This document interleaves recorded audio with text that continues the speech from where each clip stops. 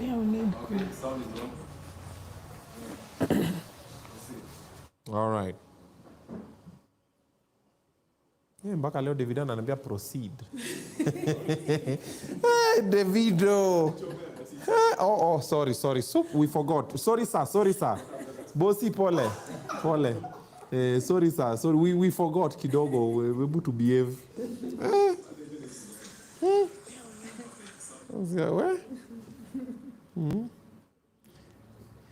Hii style yangu by then nachanganya watu wengi, hata mimi mwenyewe inanichanganya. Nachanganya I'm like, oh, it's me. You know, it seemed my hair. Sasa kuna mtu ananiambia, hiyo ndo sasa iko sawa. Kuna mtu ananiambia, Obinna ko. Yeah, so guys, I used to ile ragged nini. I'm like, nilifika mahali nikachoka. Kwanza nilikuwa nipige Jordan. Nyinyi mmeponea nyinyi. Nimewasamea.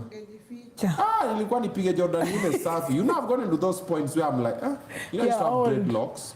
Yeah, all. Yeah, kuzeeka unajua ukishagonga 26 kama mimi. Yeah, ukishagonga 26 kama mimi sasa. Uko na njia mrefu kabla ufike 40 kama mimi. Uko 40? No, I'm past 40. What do you mean? Oh yeah. I was 44 years ago. Oh wow. Okay. Yes.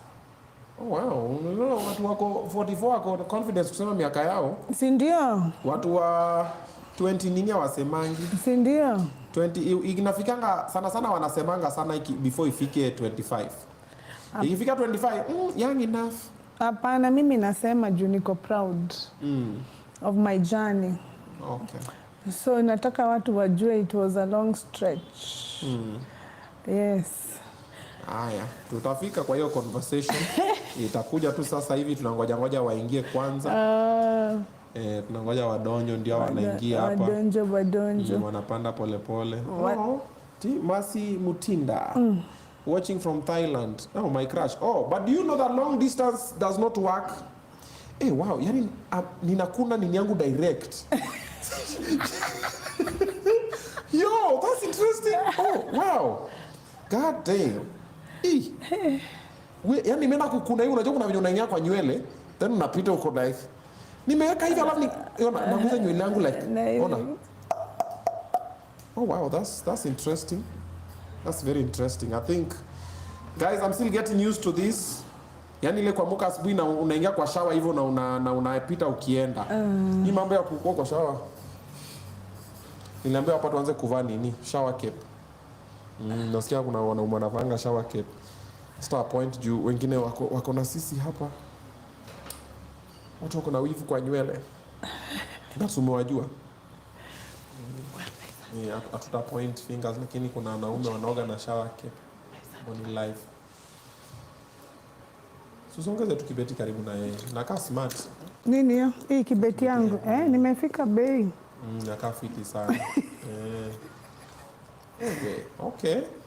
Natanga hata mimi si nimeona hii ndio swag. Piga. Si ndio? Hebu nipanguzie shi. Niko na watu wa mkono.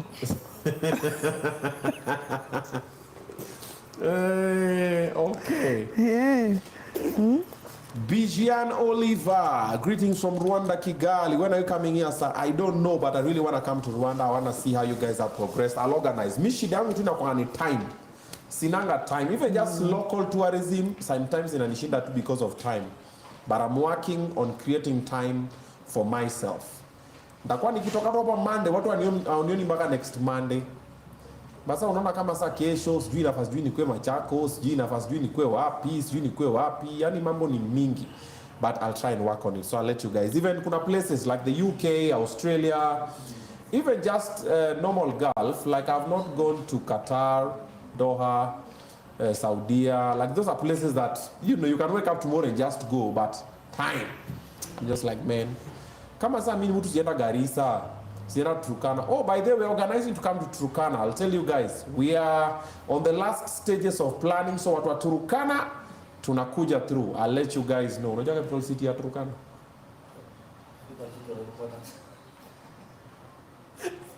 Haujui capital city ya Turkana?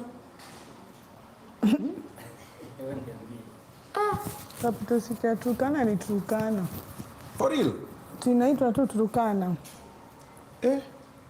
Alfred, Obinna nitakulamba.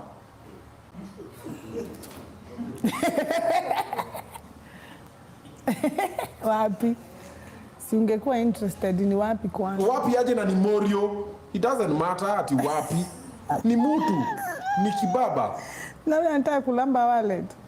Hiyo si wallet. Batata mbona nilambe wallet? Hiyo. Hey. Sasa unani. Na nilikuwa kwa vibe poa, in a very good space na ungeje ya capital city ya Turkana. Hii japoa safi. Hauna sana. Niko kwa hoteli ya kuna. Ati Obinna student from State House Boys. Kuna State House Boys? Wao kuna State House Boys? Yes. Yuko wapi? Kwani waperformingi? Makeup artist zisaidie na lip balm. Usikue hivyo. Uko na lip balm. Kwanza leta ile na shine ile ya kunini. Kuna State House Boys? Yuko wapi? Nikijipaka lip balm moja leta ni lamba. Wewe akicomment hivyo tena mblock. Oni pididi. Lakini si nikumaanisha wewe ni mhot. Mstaki kutamaniwa na wanaume. Nitamaniwa na wamamas. Yes, so wanaume na any girl younger than 23 years old sahau. Forget. 23? So ni 23 kupanda juu. Tucheze na 70. 23 wanajua nini, 20 hawajui. No, si kujua. Ni venye tu ni tudogo, ni tutoto tu. Dem tuko between 19, 20, 21, 22, 23. Na mimi niko stage gani? Si nimesema mpaka 70. Tunacheza mpaka dedi. Wanasema the more the toothless the better. Unasema wachana na mama umailambwa na kibogoyo.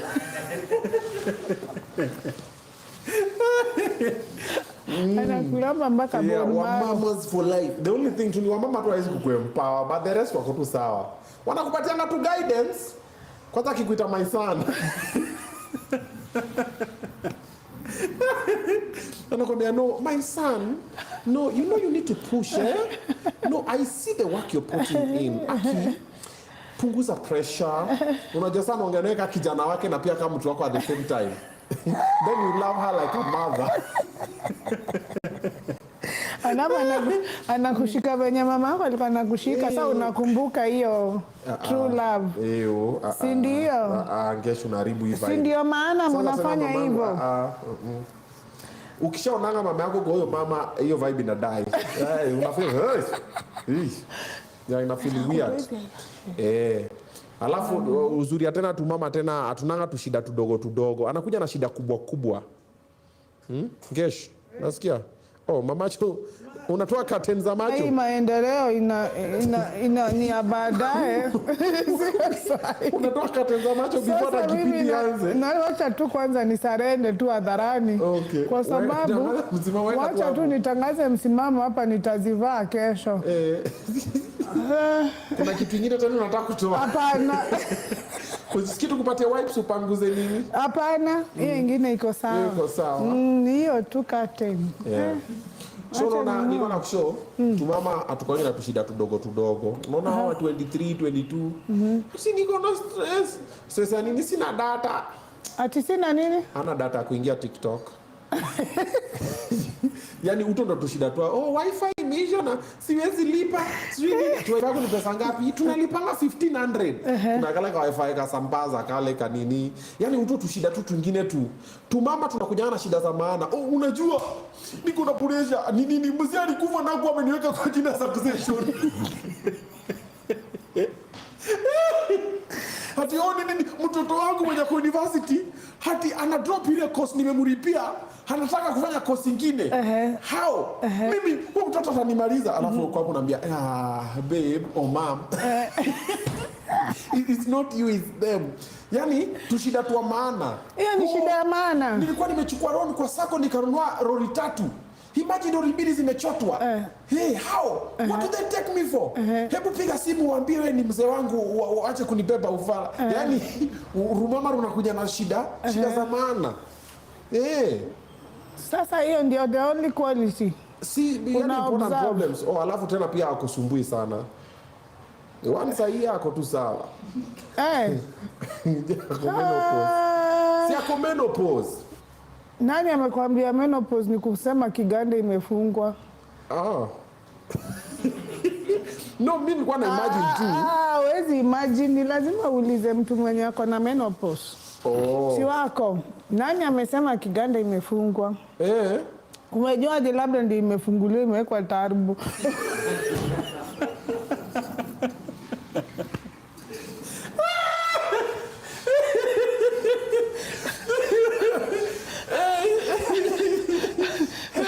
Kwa nini wana exchange? So unajua pia wewe uko na turbo uko mdogo. Yako ni natural. Yangu ni natural. Si ndio? Sasa na mimi yangu ime-expand. Wacha nikwambie kitu moja Obinna. Unaona sisi wanawake, me I'm 44 years old. And this is a fact. It's a scientific fact by the way. As women, we are not born with experience sex. We gain experience along the way. The more we get it, the better we become. So by the time unakutana na mtu wa my age, niko na all experience. Huwezi niwestia time. Lakini wewe umelose experience, Julianza na experience. Vile ulikuwa una perform in your 20s, graph inaendaga ikianguka. Si ndio? Kuna mtu anaweza kata hapa? Kwani wewe ni mimi. Ni nini wewe? Unachoma. Unaunguza sasa. No, acha tuongee. Mara huko TikTok wanasema niko na 0.5 tena wewe unasema experience. Unanitakia nini? Lakini vile ulikuwa high school sivyo uko sahi. But sasa unajua sasa ukienda ufike 40 graph inaenda ikishuka. Sasa na yangu inapanda. So wanawake na wanaume tunapishanianga mahali. Sasa mimi huwezi niwestia time, ndio unaona mimi siwezi kuwa sasa na baba, ndio unaona tuna exchange. Sasa wababa wanachukua sisi tukiwa wadogo, saa zenye hatuna experience, unafikiria ati 1 minute ufala hapo ati sasa unaenda kuambia best yako venye jana ulikuwa na mtu. Na sasa hiyo ni kupoteza wakati tu. Sasa baba wanataka hao wenye hawana experience. Lakini sasa mimi nitakushow. Mimi kwanza nakushow live. Usiwahi nipotezea wakati tena. Hujui? Si ndio? Yes, kwani tushakukosea? Why do I feel like this thing is personal? No, I'm flowing with the conversation. Yes, breathe. Unafanya mpaka tunaogopa, guys. Unafanya Korini anatetemeka. Korini breathe.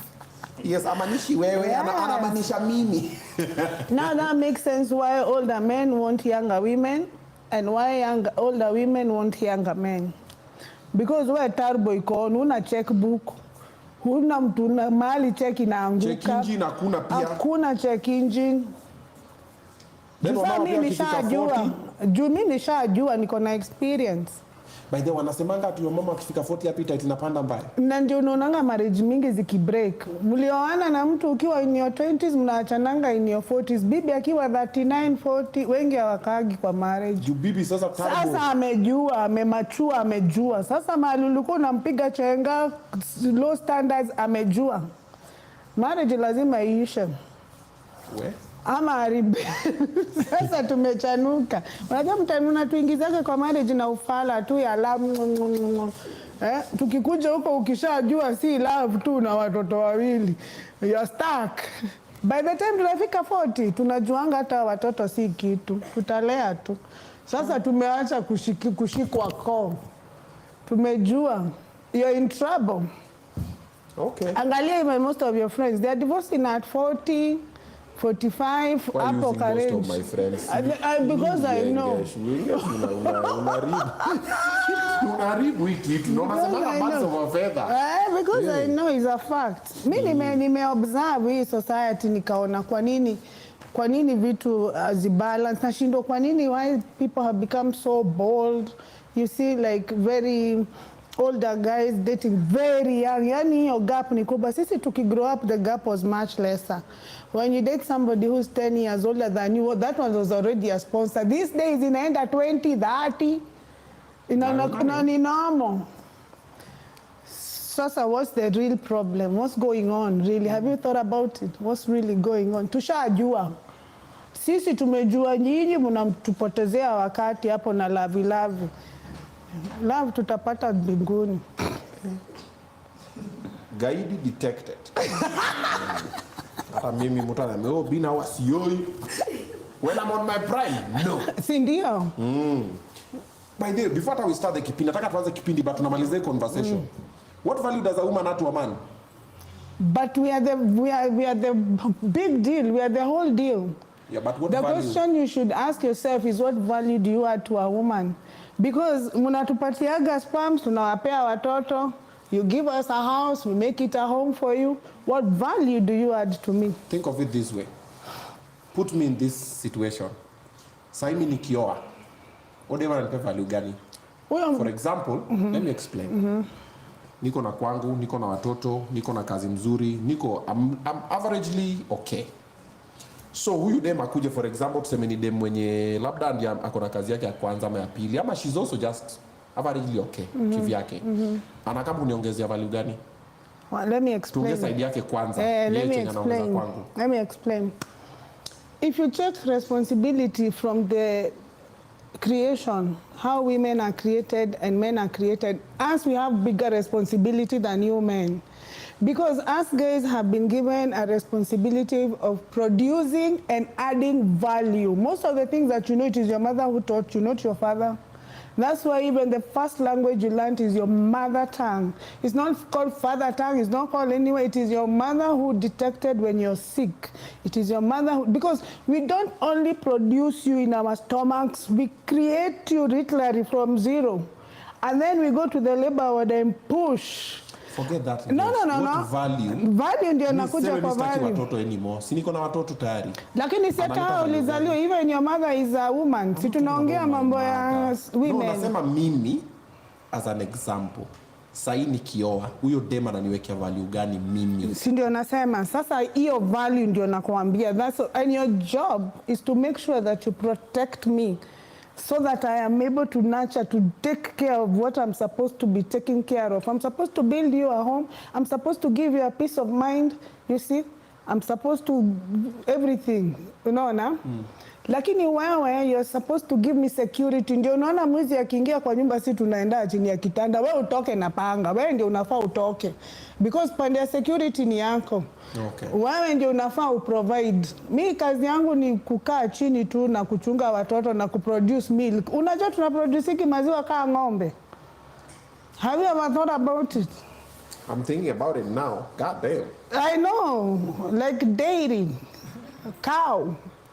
That's what I joke. Unajiulizaga hiyo maziwa inatoka wapi? Hiyo maziwa inatuma hormones zangu zikuwe destabilized, mood yangu ikuwe destabilized, diet yangu ichange. Ina destabilize everything. Wewe tu kazi yako ni security na kuprovide, na unauliza value ni nini. Wewe ndio unafaa ujue value yenye unanipea. Not the other way around. Me, my work is to produce and give value. Your work is to provide and give security. Wewe ni bouncer. That's why you have more muscles than me. We are not even built the same. Me, I don't have as many muscles as you do. Tukianza kufight, I cannot win. You can only fight because you're a walking weapon. You're built muscles. You're supposed to fight for my life. For my life. Sasa nyinyi mnataka to fight for your life. Mligeuza vitu. Sasa nyinyi ndio tuwatunze, tuwape security, tuwape food, na to add value. Haiwezi. Si tushajua. Yes. Tushajua nyinyi assistants. Yes. You are just offering assistance. Amwezi iba show kila saa. Yes. We are the deal. Umezunguka mpaka Ruiro. Ukapita ukatokea huko Tatu City ukarudi mpaka Kiamburo nini, lakini hapa penye tunaenda hapa. But it's fine. Kama hivyo ndio unaona is okay. Hivyo ndivyo. However, you know, facts are still sacred. Yes. And fact of the matter, most of the time, marriage has no value for the man. Most of the time. Marriage has absolutely no value for the man. Because, for example, if you want children, you find you can have children. Yes. Companionship you can have, yes. whatever. And then you find when people separate in marriage, the lady will get more than the man, even if the man is the one who had everything. So most of the time, marriage does not add any value to the man, apart from the companionship. Unless someone now wants a family unit and stuff like that. Then also nowadays, not most women do their role, because according to the Bible, woman was to be a helper of man. But nowadays, people are not even helping. Hivyo tunaambia mtu what are you bringing yako tu unajua mimi whatever mpaka unamhelp kujihelp mpaka una provide una protect hizo vitu zote umesema na yeye yako tu na you find nothing really happens. So nowadays even it's kidogo losing value. That's why most of my friends wanatoka. Sometimes it's not even about the fire venye umesema. Sometimes hata sio hiyo fire ndio inafanya watu watoke kwa ndoa. Ni mambo mingi tu. Alafu labda watu wengine pia kishapata chenye wanataka. Kuna mtu anataka mtoto kwa ndoa, kuna mtu anataka pesa. Kuna mtu anataka tu kupitisha age fulani familia yake ione wako sawa. So we'll see. But that's not why we're here today. Okay. We shall revisit. Tuko hapa kuongea story yako na Sponyo wako. Kama umewahi kuwa na Sponyo ama unapanga kuwa na Sponyo, huyu mrembo ameketi hapa, alikuwa na Sponyo, akadanganya Sponyo, Sponyo akamwachanisha, maisha ikamunyorosha. Vile inafaa. But she's gonna get into that. She'll give you she's a very good storyteller, and we're gonna get into that. So wacha tuanze kipindi alafu ndio sasa stories zikuje. The video nipatie introduction.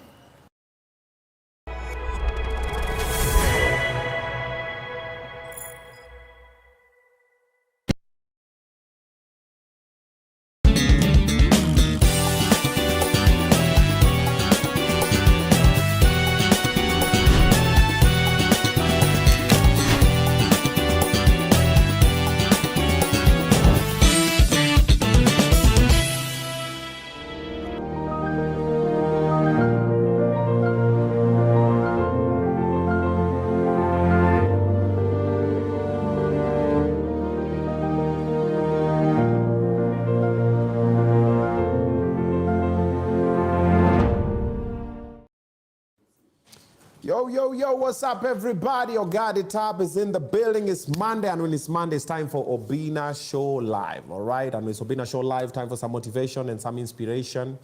Definitely, we're going to be educating you, but above all, we're going to be entertaining you. Tunataka ucheke, ufurahie, so you can start your week on a good vibe.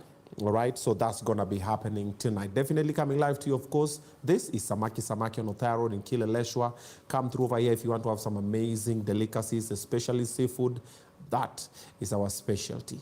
Alrighty. Now, besides that one, we do have pizza as well, and nyama choma. Saka unapitia hapa, you get to try. Alrighty, call the number on the screen. Wajue unapitia. We, mumeanza mapema. Israel Mbabazi. In case she needs a man, I'm here and I'm young. We, okay. Wanaume leo umeanza mapema. Umeanza kujituma mapema na hata mjasikia story. Na Israel amekopi mara mingi. In case, na anaendelea tu akikopi, anaendelea akikopi paste, anaendelea akikopi paste. Haya, taona suit yangu of course at Young Tailors. If you want a nice suit like this one, talk to at Young Tailors. They're going to be hooking you up with a very nice suit for any occasion that you want to look dapper. All right, also young men doing some amazing job. All righty, so for the first time on Obinna Show Live, wapi makofi tafadhali Ngeshi? Ama Ngesh. Which one do you prefer? Any.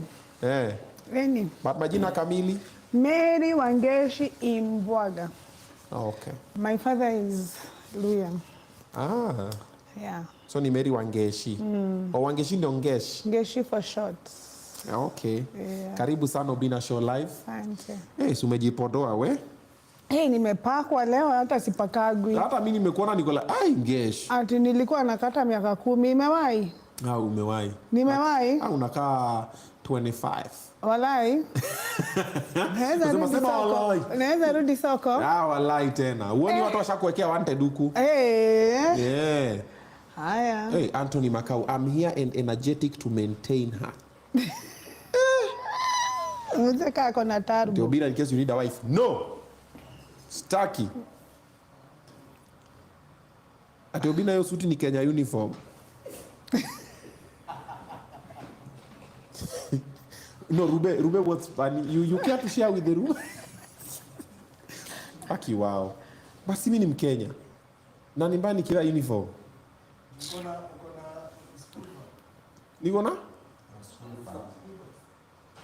Niko na school van. Ni Range Rover munaita school bus. Aki watu wako na madharau. For real, a whole Range Rover Vogue. Okay, it's fine. It's fine. Okay. Emmanuel Motongos, in case she needs a Masai, I'm here, please. Torok Modo, Turbo Eco. We. Happy Class anasema tulieni kila mtu ataoa. Okay. Watu wanajituma huku. Pamela, hebu kuja kwanza usaidie mgeni na kitu ya kukunywa. Obinna, niko Kiamako, nataka nikuletee mbuzi. Okay, we'll organize. Don't worry. Asante sana for the goat. We'll organize. Ati niko na school bus, nimevaa school uniform. Wow. Bosi unakaa hapo usiambiwe kitu. Thank you Vivian, thank you. Basi I know I look good. Usijali hawa atasema tu lakini mali ni hata kama ni ya kuhamo. Mimi naitwa Pamela. Hi Pamela. Hi. How are you? Nice to meet you. Nice to meet you too. Yeah. Welcome to Obinna Show. Thank you. Yeah. I'll have the espresso milkshake. The espresso milkshake. Espresso milkshake. Mechanganya Pamela kidogo. Tauliza huko. Mimi nimeona kwa Pamela ninajua hapa. Hapa network problem. Ulikuwa unataka kunipea chai? No, I don't. I've never heard the word express on that one. I know a human being is always expressed. Yeah, only human being. Yeah, things that breathe. Yes. Oh, now you have learned a new vocabulary. Thank you. Yeah, we are all trying to learn something every day. Yes. Yeah. Okay. Thank you so much. Okay. Umemaliza tu hivyo? Umechanganya Pamela. Unajua ni mtu ametoka village kidogo. Na tunapanga pole, tunamchanua pole. Ni hivyo tu. Simuridhi maina Obinna amekunywa sana unakaa Pamela. You know, watu wakiishi pamoja wanaanza kufanana. Sasa ni mimi na Pamela unajua tumeshinda hapa pamoja nini kidogo kwa umbali tunaanza Bali niambia ni nywele ya campaign. Nimeanza kupanga mambo ya 2027. Mama hai. Sitaki waone nywele waseme hao kijana enda nyoa hiyo nywele ama we chana nywele iko. So mtazoea msiogope ni mpya. Alrighty. So karibu sana. Thank you so Welcome. much. Your story you shared with me was very interesting. Sasa sijui tutaianzia wapi because mambo yako ni Mungu anakutetea. Tuanzie upbringing kwanza, si ndio? Tuanzie childhood. Home wapi kuzaliwa kulelewa? Kwetu ni Thika. Okay. Na I'm the firstborn of 4 boys. But my mom had other children. So we grew up as 7. She got 3. She adopted 3 and she got 4. So we were 7. So I have 5 brothers and 2 sisters and 1 sister. Okay. Yeah. And my upbringing, kama kuna kitu yenye, first of all, can I say this? I'd like to say something. I'd like to introduce myself. Okay. For those people who don't know me, but I know most people who are watching me, they know me. My name is Kagesh'S. And my story is, the moment I decided that I can tell my story, my intention was not to challenge anybody or to discredit or disqualify anybody. It's designed to inspire. Because most of the time, nimekuja kurealize people are going through very simple issues, but the fact that your mind has made it so complicated, it looks so big. So they are not able to turn weakness into power. And True. The idea is to turn weaknesses to power. True. So my childhood was not the best, but my mother did the best because she was single. And I was the firstborn. Okay. And she had me when she was a bit young. So by the time nilikuwa nakuja kujijua, she was still young.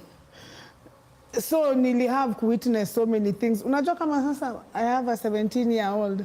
Zile vitu wanaona saa hii atakumbuka tu hata in her childhood, in her adulthood.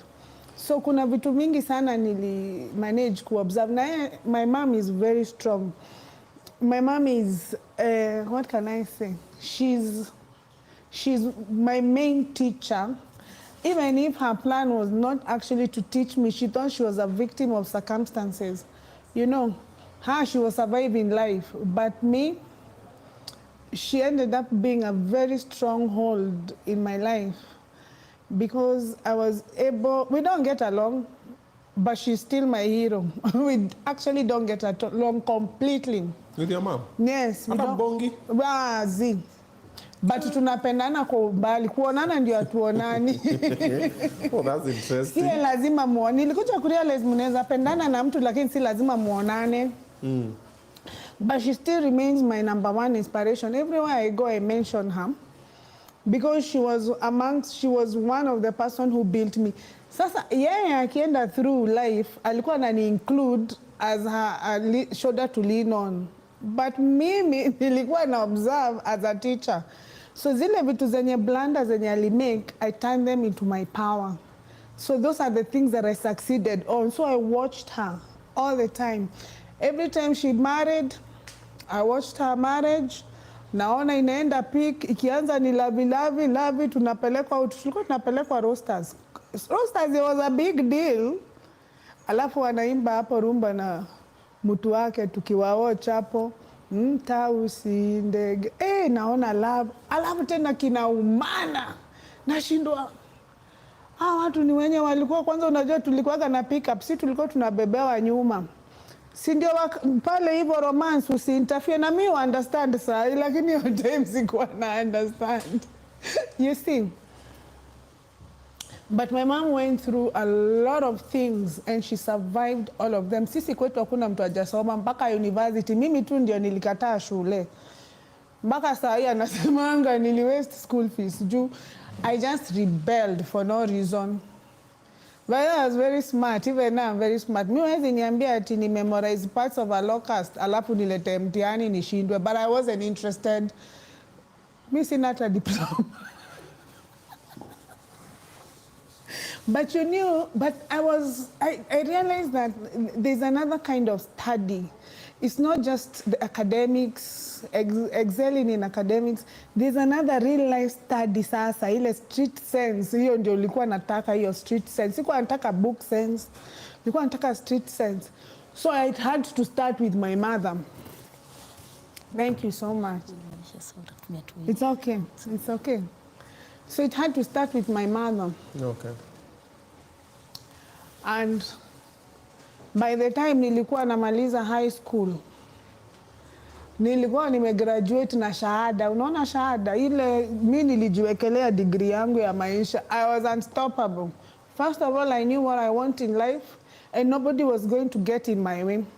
Because niliona watu wote walikuja kwetu, walikuwa wanakuja na love, alafu wanaishi ya bila love. And then wanaacha katoto. Tena tunaanza back to square one, tunalea hiyo. Then hivyo we did and the cycle continues until the end. We were just me and him and our children. But then nilikuwa nashindwa, mama ni wapi anaingia blanda? Ni nini inatumai work? So mimi nilikuwa najua I cannot run a marriage. So I was looking for an easy way out. Sasa ni lazima nipate mtu akona hiyo door already. Sitaki mtu tutafute naye. Wewe kwanza unge qualify kuwa bwana yangu. Aunge qualify. Unaanguka asubuhi. What was the criteria? Because when I finished high school, sasa nilikuja huku town. And in my family, I was the first one to come in this big city. Imagine na kwetu ni hapa Thika. Nilikuwa naambia kina madhe na vile mlikuwa warembo, kwa nini hamkuja kutafuta sponsor town? Thika ni mahali unaweza hata commute daily. Wajua mtu wa Murang'a na Nyeri ana excuse. Ama Kisumu, Nairobi capital city ni mbali, but you're next to the capital city. Na hizo siku population haikuwa juu kama saa hii. Opportunities were very high. Kinajenga Karoma walikuwa nao hata bibi watano na waulizwi na mtu. Unajua sasa tungekuwa at least hata kwa hiyo will. Ama na plot isili. Yaani umeangalia mpaka familia Jenga Karume. Umerich. So, by the time I was coming to date, nilikuwa nime-identify what I want in a man. That's what women don't do. It's raining. Yeah. Nice. You like rain? Yeah, ni baraka. Umekuja na baraka. Sindio. So what did you want in a man? So I wanted 3 things. Number 1, nilikuwa nimeshakubali sitaki masomo. So si pursue degree. Lakini ninajua kwa hii society una need kama masomo kidogo. Kwa hivyo ili ukuwe bwana yangu lazima ukuwe na career. Hakukuwa debate. Ni lazima either you are a doctor or a lawyer or something. Title. Ulienda Nairobi University. Okay. Huwezi kuwa danda kama mimi. Na matu hatuwezi kuwa generation moja. A generation inabadilikaka na 10 years. You have to be 10 years and above older. I don't care. You cannot be wow. You can't. So wewe unge qualify. Juu ungekuwa generation yangu. Ulikuwa unapenda wazee?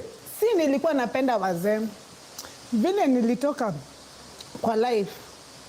Sasa ni lazima ninge build structure ya kusurvive. Okay. I was trying to survive. Unaona juu nilikuwa nimeona zile vitu kwetu nyumbani zenye my mom didn't survive. Those ones I have to overcome. Okay. So my idea was not to repeat the same mistake I go through. You understand what I'm saying? Or my children to go through what I went through. Now I have a husband. I know the role he's playing in my children. So I never got that privilege. Okay. I didn't want a repeat of I wanted to change my family direction. I wanted to change the whole generation. I wanted to give it a U-turn. And I knew I could, but I didn't know how. So mimi nilikuwa najua kama ni do nimekuja kutafuta hii tao, sina time ya I love you. I love you itanipata kwa highway. Kama nimesonga. Hawezi kula I love you. Siwezi survive na I love you. Hizo I love you nilizisikia kwetu sana na hazikuwork. Ziliacha tu watoto ma evidence zuza. Watoto nyuma ya pickup. And I love you watoto kwa nyuma ya pickup. Tulikuwa tuna enjoy sana. Hata saa hii niko na pickup na bebaga watoto wangu na pickup huko nyuma. Tunaweka cushion. Tunaambia Chichika Nyanga 140 tunataka kufeel the wind. I think it's like I relive that memory because I actually enjoyed it. It looked very bad then, but me I enjoyed it. Ukikosa kuenjoy utafanya nini? Yeah. Next option. Okay. So and then number 3, I did not want to marry from my tribe. Okay. Lazima ukue wewe si Mkikuyu. So tukikutana nao niambie Njoro. Kabla useme nimepiga U-turn. Siku waste time.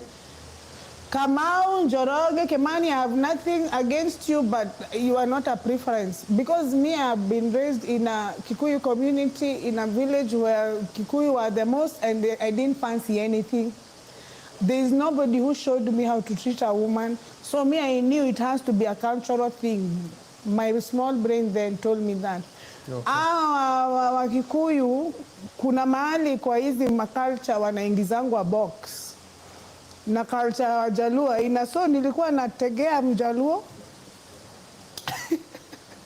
Umegewa Jaluo 110.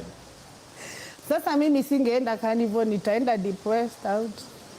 Mahali wako in concentration. Well, that's a very good strategy. Oh wow. Oh yeah. Unajua wajaka uhang out wapi? Si ndio? Wacha tusiende huko. Si ndio? Sienda Mogidi na natafuta mjaka sasa aje. Si lazima uende uhangla. That's true. Si ndio? Yeah. And you know what? During that time when I started now, sasa nikakuja Nairobi, I actually got a sponsor. Yeah, you are moving so fast. Very fast. Ulikuja Nairobi mno ukapata Sponyo? Nilikuja sikuteseka sana, niliteseka kidogo. Kuna time nilikuwa nakosa rent. Niliteseka kidogo. Lakini kurudi Thika ikuwa option. By force, by fire. Ni lazima ingewak one way or another. Lazima iwaki Nairobi. Sikuwa na role model kwetu Thika, mtu mwenye ati naweza rudi kwake aniambie vile kunaendaga. I knew I was on my own. Yeah. So sponsor, wacha anispoil, wacha maisha ibadilike from 0 to 100 in 5 seconds. Tulikutana Carnival. Sasa nilienda nikakutana na best yangu mwingine. Alikuwa na shida ya rent. Sasa tukaambiana basi tukue roommates. Lakini sasa yeye alikuwa anataka mzungu. So ili kusave taxi, unajua kuwa na Uber, kusave taxi, msave transport na vitu mingi sana, mtashikania mzinga at least mezi sikae hivi. Sasa yeye alikuwa ananipeleka Deep West hii weekend kutafuta mjaluo na mimi nampeleka Carnival kutafuta mzungu. Si lazima sasa tushikiliane.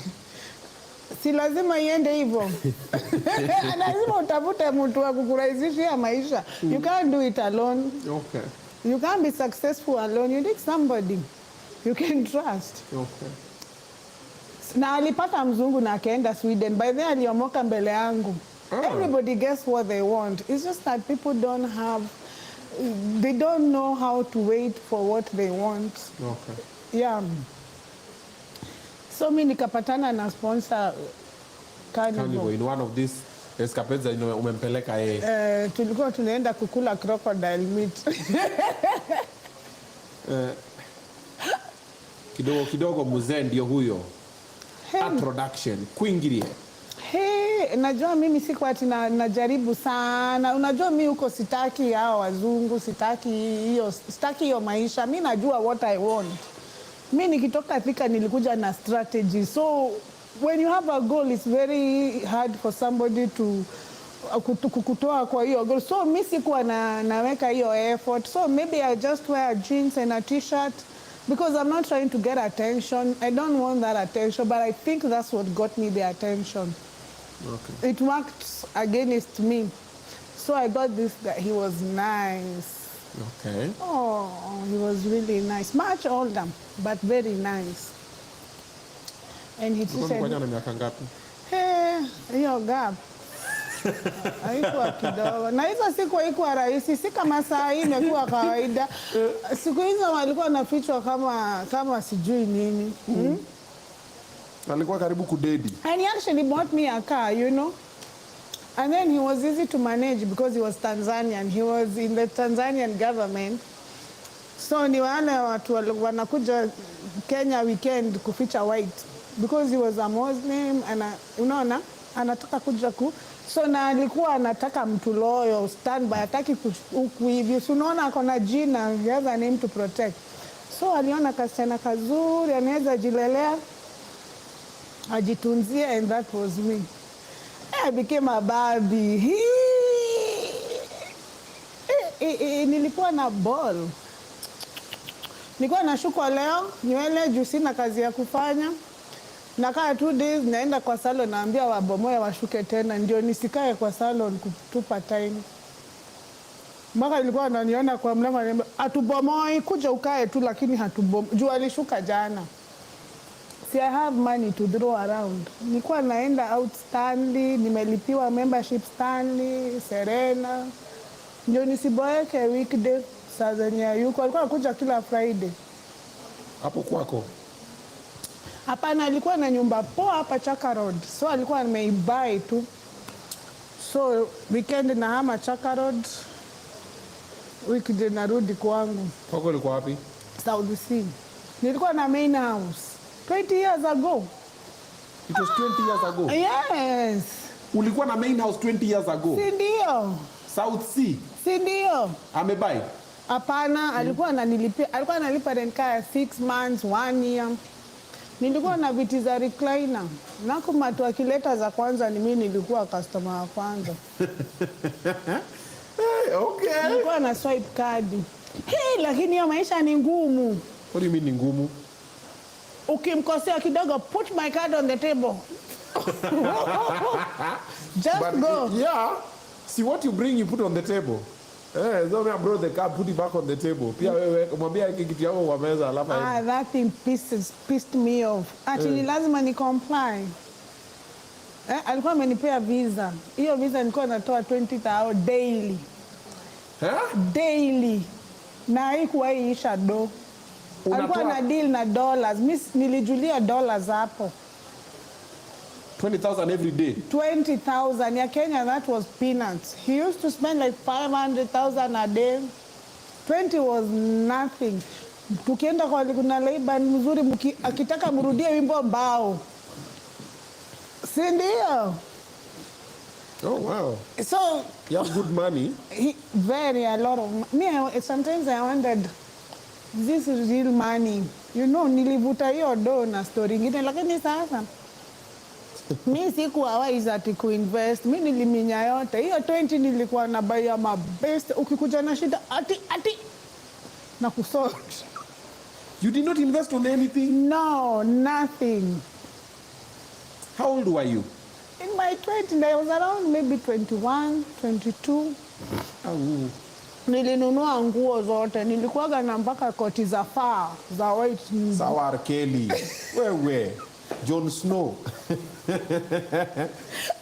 Hiyo koti moja kwanza nakumbuka nilikuwa nimeiwekea mahali special. Ilikuwa inaitwa taxi please. Tulikuwa tunaita taxi please na mabesti wangu juu nikivaa hiyo koti nitembee tao lazima nitaulizwa taxi please. Taxi please. Hakukuwa na mauba. Where? Si ndio? But then he never used to drink. He was a Muslim. So he'd chew miram.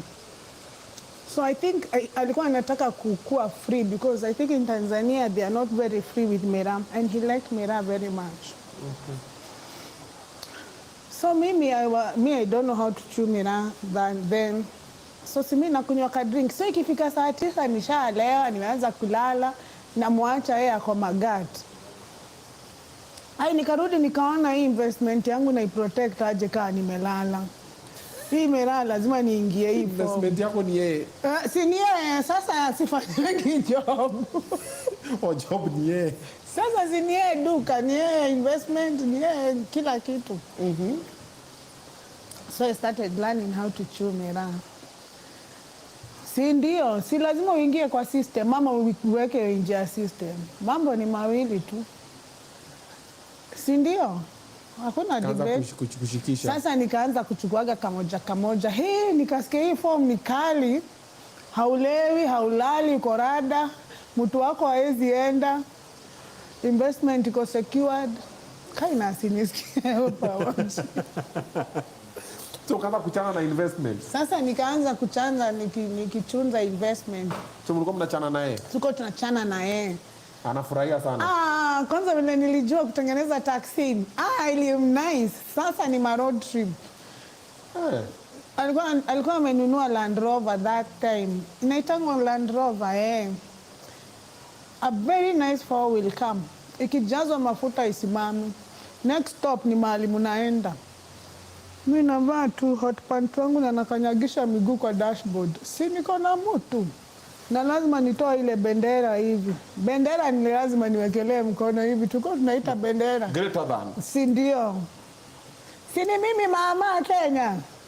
Mimi ndiye niko nini? Alikuwa na wife Tanzania? Obviously. And even older kids than me. Ulijua? Si ndio?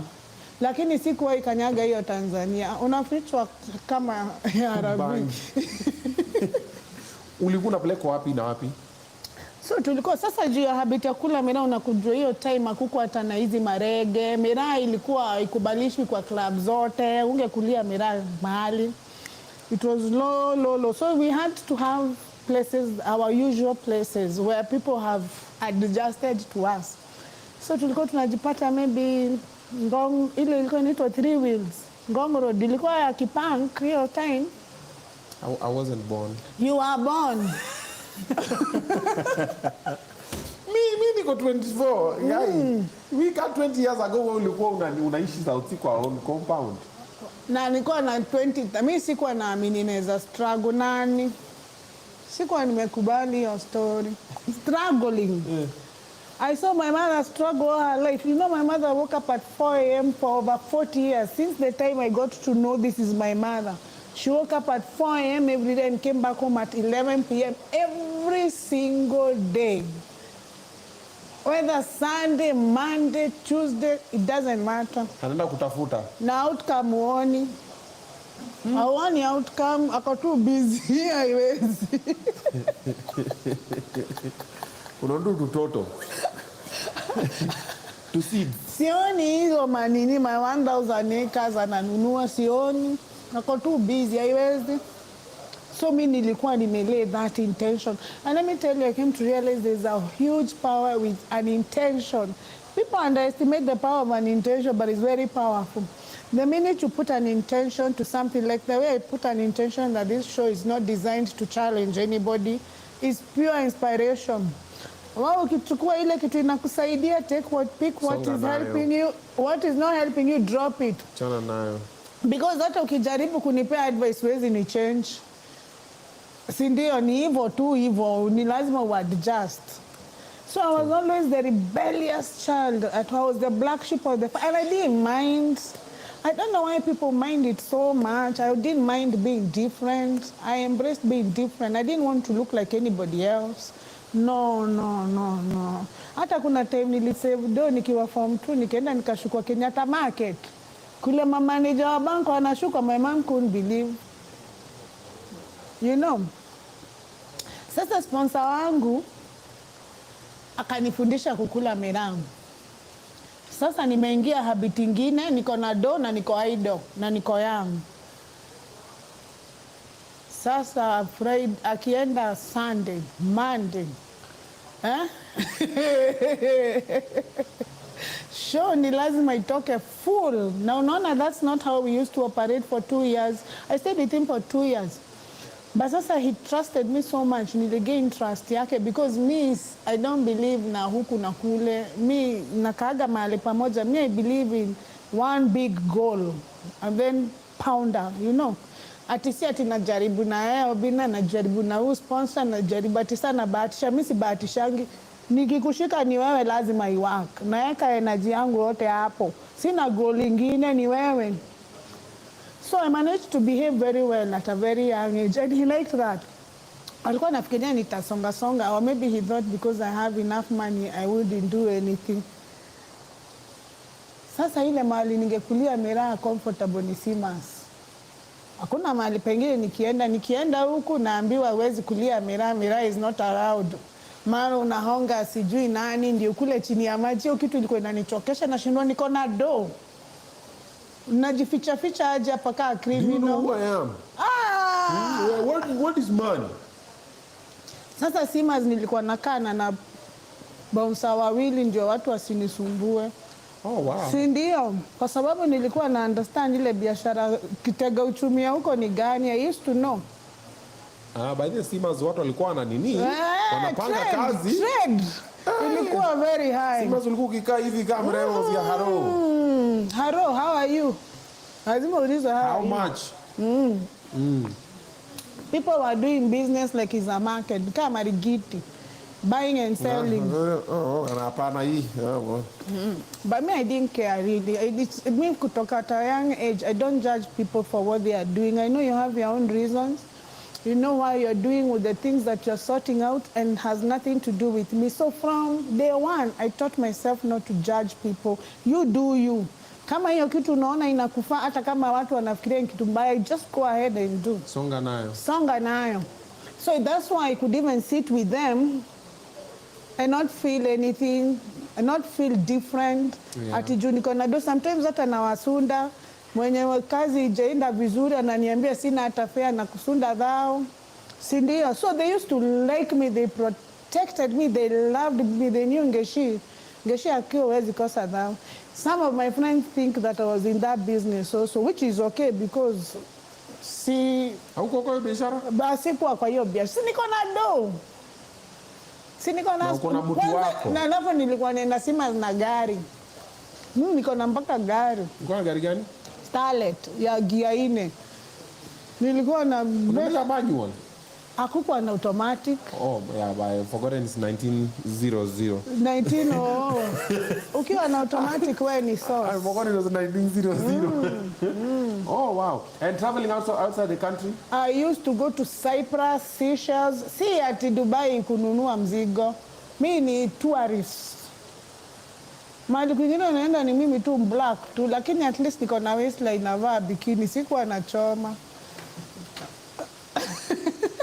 Cyprus, sijui wapi. Mimi sikuwa na hiyo artist. Sasa wacha nikuambie. Simi nikaanza kwenda Simas.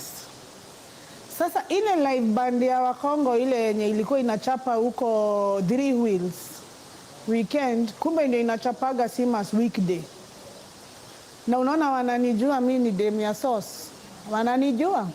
Jukule sisi ndio chukua show na mado. Ukiongea vizuri za utano na mimi ndio nagawa. Si mimi ndio najua pesa ya Kenya. Sasa nilikuwa naambiwa Mary ona huyu. Sasa usipoongea lugha yenye najua kidogo mimi ndio ninakata. So very popular. See, everybody has to be nice to me. Mimi ni na hando munde, mimi ndio nilikuwa nabeba chondo. Sasa hawa Congolese wanacheza hiyo live band, wananiona Simas na wanajua Iza Kayuko, wanakujaga weekend. So wanamwambia kama siko, no, we are seeing your girlfriend somewhere. Na si pazuri. Iza kanaambia Mary haezi. Mary, akitafuta nini? He wouldn't understand. But they told him for so long, he gave in. Give him information. He gave in. So he pretended he's left for Tanzania. I thought he's left. Kumbe alienda akajiseti mahali Simas kwa kona. Mimi kama kawaida nikaenda nikapiga look. Kwanza anaona vile hao mademo ananikaribisha huko, anaona hawa ni ma-acquaintance. Huyu anajulikana, mabonsa wananifuata mpaka kwa choo, anaona kadi ni yake na swipe, anaona kiliumana. Maisha ilipiga 360 degrees. Wengi wamefanyiwa hivyo hapa Lavi, hapa Kileleshwa. Mtu amekuweka vizuri, anakulipia kila kitu, lakini utosheki. Wengi wametolewa hapa kwa nyumba, unaambiwa ulikuja na nguo zako, toka na nguo zako. Kanyaga nje. Unawacha kila kitu. But you see, me, I didn't feel guilty of anything. I didn't do anything. I was just going to have fun. After all, sinia ameniintroduce hii drug sasa, sinaikula sasa vile inafaa. So mimi ninajiambia, as long as sija cheat, I'm just enjoying myself. Yeah. I'm good. Oh, when? Sasa my current husband, that's when I met him, that same day. Nilifanya exchange spiritually na sikujua. Limit husband yako Simas. Sindio? I know. Sindio? Nambo ni live. Sindio ni live. Kwani nina feature? Me, I'm not ashamed of my past. No, I'm not. Quite the opposite. Sasa na yeye akakuja akasimama mahali niko ati ananiambia, can I buy you a drink? Mimi namwangalia nashindwa huyu. Na ni bwanako? Si ndio, si saa hiyo ndiye ameniongelesha siku ya kwanza. Mimi nashindwa huyu sana ambiangu aje. Bonsa anataka kumuonda na mwambia I want to hear what for some reason he strike me. Alikaa mtu wa kuhurumiwa, anakaa mtu yani huyu ni mtu anaweza tuma tagoda kupanish ukimfanya madharau. So naambia Bonsa, I want to hear what he has to say. Hapo ananiambia, I've been observing you for 3 months. 3 months? I hope yuko kwa hiyo.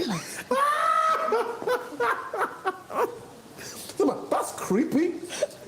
Alikuwa na kuobserve for 3 months. I know. Before I study ati amesoma psychology, ni daktari. Sasa ananisomea mbali kwanza.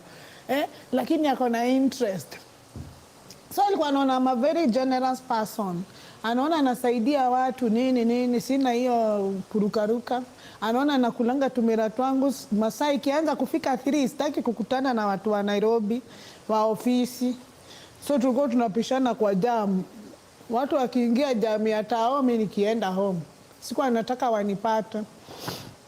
So anaona nachukua tumera twangu narudi home. Hivyo tu, so aka notice. Sasa hiyo siku ndio regain courage. Can I buy you a drink? Nikamuuliza, can I buy you a drink? Nilimuuliza the same question. Niliona yeye anafaa woye, aki woye. Aki nakumbushaga bwanangu hiyo conversation, ananiambia you are a very bad person. Juu sasa ananiuliza, namuuliza utakunywa nini? Ati white cup. Utakunywa ngapi? 5. Naambia utakuja leta zote atago. Alafu na swipe kadi na mwenye kadi ananicheki tu. Kai kiliumana, wacha niko. Sijui mimi niko under surveillance. Sijui. Mimi najua kwa Tanzania. Umepea Mori white cup 5. Kwanza alizikunyulia hapo kwa meza yako? Si ndio. Kwanza niliambia waiter make a forest for him, constant supply. Sasa namhurumia. Alafu sasa ananiuliza aje, bwanangu ananiuliza aje, I want to try to know you. What do you do? Wewe unakunywa nini? Mimi niko magad, sikunywi. Me I'm very sober. Yeah, I'm enjoying my mira. I'm chewing my mira. Okay. Namuuliza what am I supposed to be doing? Actually, what do you do for a living? Namuuliza I live. Sindio, what am I supposed to be doing? What do you do for a living? I live. I live. That's a fire answer. I'll be telling people that. Yeah, living is living. Ananiuliza, and where do you live? Namwambia here, there, everywhere. Sitaki kumjibu, sitaki kumjua. Ni mtu tunasaidia usilaniwe na Mungu. Si ndio, mimi nilikuwa siku na I was trying to be kind. Sasa yeye na yeye mwisho ndio aliniambia, you know you are a very good person deep down. I don't know why you are being mean to me and I'm trying to know you. That's all. That's what he told me. That got me. He told me, I don't know why you're treating me like that. I know deep down you are a very good person. I'm just trying to get to know you. Namuuliza, what do you do? Ati I'm a doctor. Daktari wa?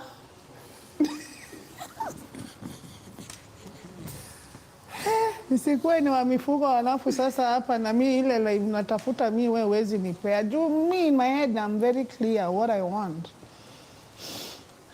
Sasa sponsor ananiona. Sasa vile tulimaliza kukaa hapo sasa si nimemkunyesha pombe sana amelewa. Ati anaishi Salem, Jerusalem.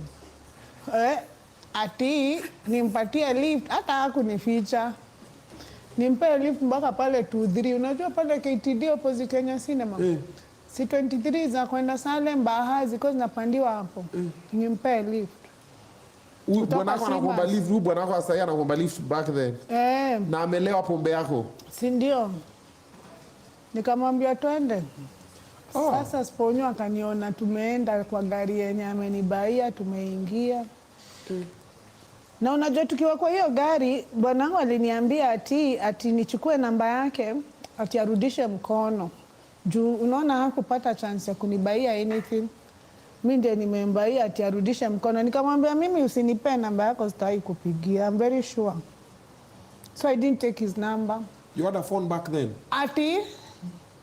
Ati phone. Phones. Sasa simu ni issue kama naenda nini? Naenda holiday Cyprus, Europe. Pole, sorry bas. Simu it is a basic. It's a necessity. Yes. Akaniambia hata yeye alikuwa na Motorola.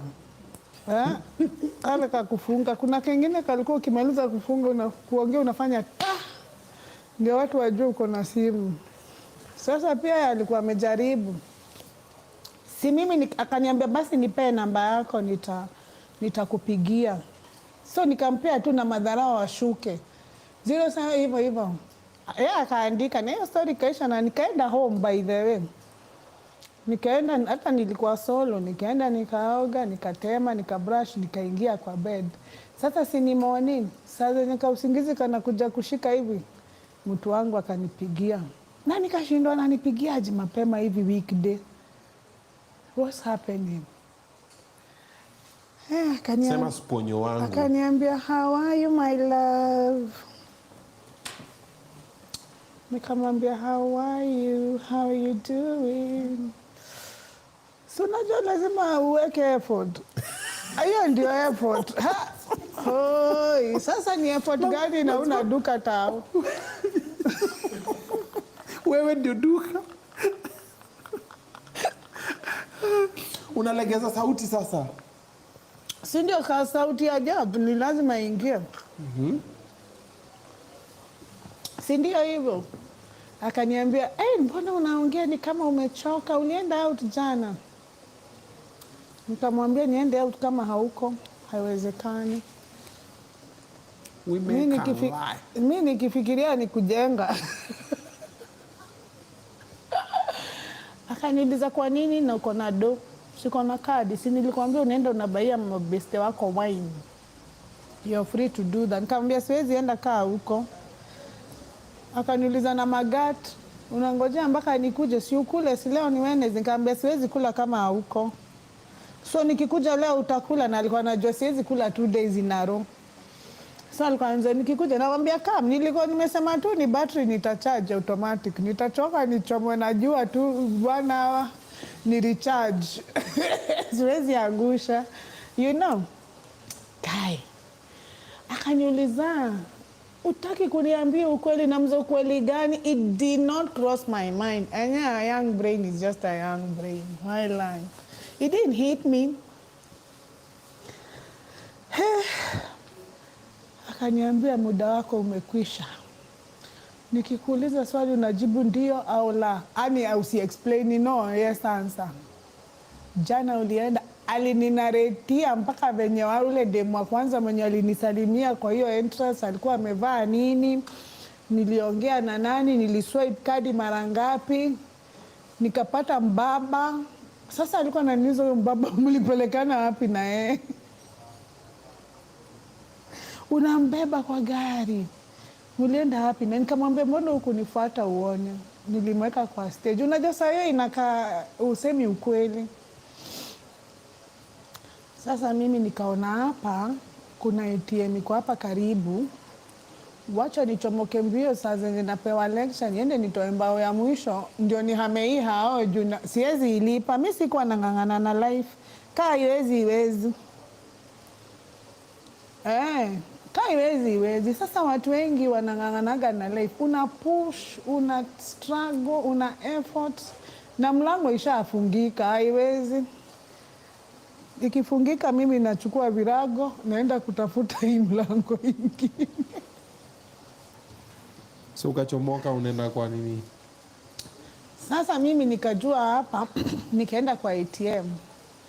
Sasa ATM machines za hizo kitambo zilikuwa zina meza kadi, zina retain kadi. Unakumbuka hizo ATM sika za saa hii? Hizo zilikuwa hata ukiweka pin vibaya unasikia kacha kacha, ATM ina meza mpaka uende kwa bank. Sasa mimi ananiongelesha. Ananiambia Mary hujanikosea. Unaweza fanya hivyo. Wenzangu wamekuwa wakiniambia hiyo miaka yote mimi nakutetea Mary. Ulianza lini? Si alinisomea. Alikuwa heartbroken. Sasa mimi niko innocent nashindwa hapa najitoa aje. Ananiambia nimekupea time uniambie tu ukweli tu. Ungeniambia ukweli ningejua ni fitina, but unanidanganya. Mimi nikafika kwa ATM, sijui kama alisense. Juu sasa ni emergency.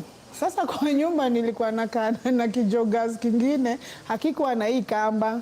Unaona venye unakuweka na jogas kwa nyumba, uko lazy kurudisha hii kamba, so inaangukaga tu, so unakuwaga umesaga, siko kwa hao solo. Unajua nilienda hivyo mpaka kwa ATM bila kujua. Nimesaga mpaka hapa chini, joga inaanguka na yani naichukua tu juu nashindwa watu wananiangalia nini. Ni emergency, kabla hajapiga simu bank. Akina walai by the time nilikuwa nafika hapo alikuwa ameshapiga. Niliweka pin badala niletee ni choose ile amount nataka, ili niandikia contact ya insurer. Sitawahi sahau, na hiyo kadi ikaenda. Nakwambia nilisimama hapo kawana. Mimi siwezi taka mambo ya sponsor tena. Unaimagine jana ulikuwa na do, leo una. Nikulala tu, umelala tu kaamka ukuta haiko. Si ati ni bet uliekelea mbaya. Unajua afadhali utajua bet ni umekulwa. Ni gamble, uja gamble. Sasa akaniambia no, usidhubutu kwenda kutoa hela. Sasa naniambia hivyo na niko hapo kadi ishamezwa. Nikashindwa kwani wananiona. Aenda uambie huyo baba wako akusaidia. Na unasikia sina hata namba ya huyo mtu. Sikuchukua namba. Si ulijifanya mjuaji. Si nilijifanya mang'aa. Sasa kula kichwa ngumu yako. Mimi nakwambia sasa strategy. Sasa nikajua sina kitu. Nilikuwa na kama 40,000. Bado ilikuwa do mingi.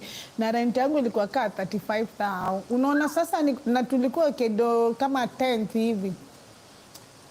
Nilijua nimelipiwa rent 3 months prior. So unaona 35 times 2 ni pesa mzuri. Nilikuwa naona 35 times 3 ni 105.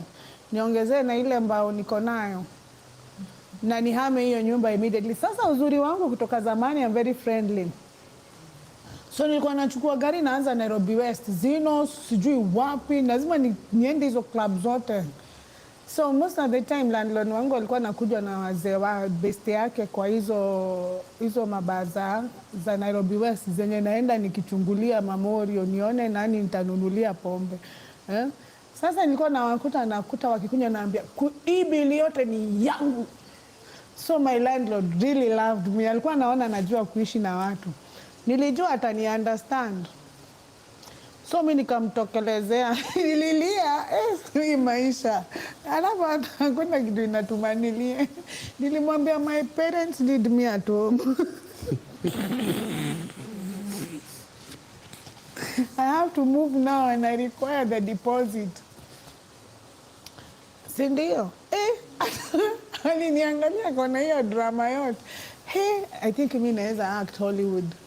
I think Hollywood wanafaa wanipee kazi. Hiyo show ilitoka. Alinirudisha, unajua venye malando walikuwa nakataa na deposit za watu. Of course. Alinirudishia mpaka ya hiyo month, rent ya hiyo month. Akaniambia Ngeshi fanya aje? Mimi najua maisha inaendaga hivyo. Ingia kwa SQ. Sitakulipisha anything, ujipangia hapo polepole. Oh, that's a good landlord. Sasa mimi nakaniambia hii mwezi juu umelipa wewe kaa.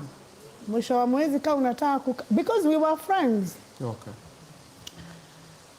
So mwisho wa mwezi nikaenda kule Mudhuru nikanunua kitanda ya 3x6 ndio ingetoshea tu hiyo room. Na nikaweka nguo zangu chini ya bed. Hizo mafriji niliziuza, fridge ya 200,000 kaa uko na 15 yako hata hazikukaa one day. Nilikuwa nauza ile bei wezi kataa. Uliuza vitu zako zote? Niliuza zote. Nilikuwa napigia mabese na muza. Unataka microwave nilinunua 30,000, unataka 5Gs. Nauza throw away. Maisha imekaa ngumu. Sasa si nilijua. Sasa wacha nikwambie pali sasa nilipata shida sana. It's because now I had to decide between this kind of life. Either nirudi Serena nikalie sina tabu. Haingekuwa ngumu kupata sponsor mwingine. Si hata huyo best yangu, huyo sponsor wangu alikuwa na mabest walikuwa wananikatia. Si ndio? Oh wow. Ama nirudi kwa drawing board. Na sasa nilikuwa najipea courage because I'm very young. I'm only 23. Naona I can't give up now. Something else will come up. But I need to start all over again. Sasa niko na membership ya Stanley ya whole year. Tuko katikati ya mwaka. Kwa hivyo ningeendelea tu kwenda Stanley ya wange nikataza. Unaona? All those memberships imagine zilipotea. Siku kanyanga huko tena. Sasa nikiwapa kwa hii SQ, nikiwa sijui trade, sijui kuuza, sijui buying and selling, sina CV, sina masomo. Yaani mpaka hapo nikashindwa kwani wazazi wanafanyanga kazi gani really? Kama siku kufundisha ku navigate situation kama hiyo. Sasa navigation. Sasa wangejuaje? Nikakosa compass. Aje.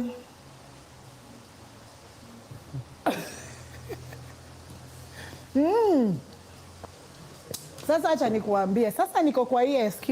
Najua hata kama nimepewa free, not for long. This is not where I want to stick. Yeah, I need to make this a stage to pass. Yeah.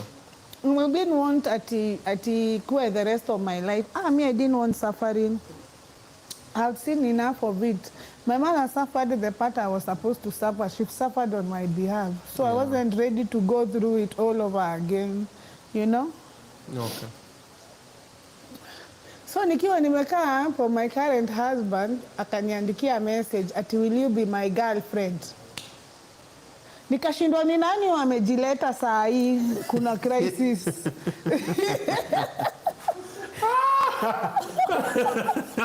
Uko kwa SQ? Niko kwa SQ. Vitu umeuza? Vitu nimeuza ama naosheanga vyombo juu ya kitanda. Sink ukilala sasa iko chini. View ni sink. Nikanyumba nikadogo. Hey. Na nilikuwa nakaa pale main house. Huko ndio nilikuwa nafanyia laundry. Same house. I didn't sikukupa moyo.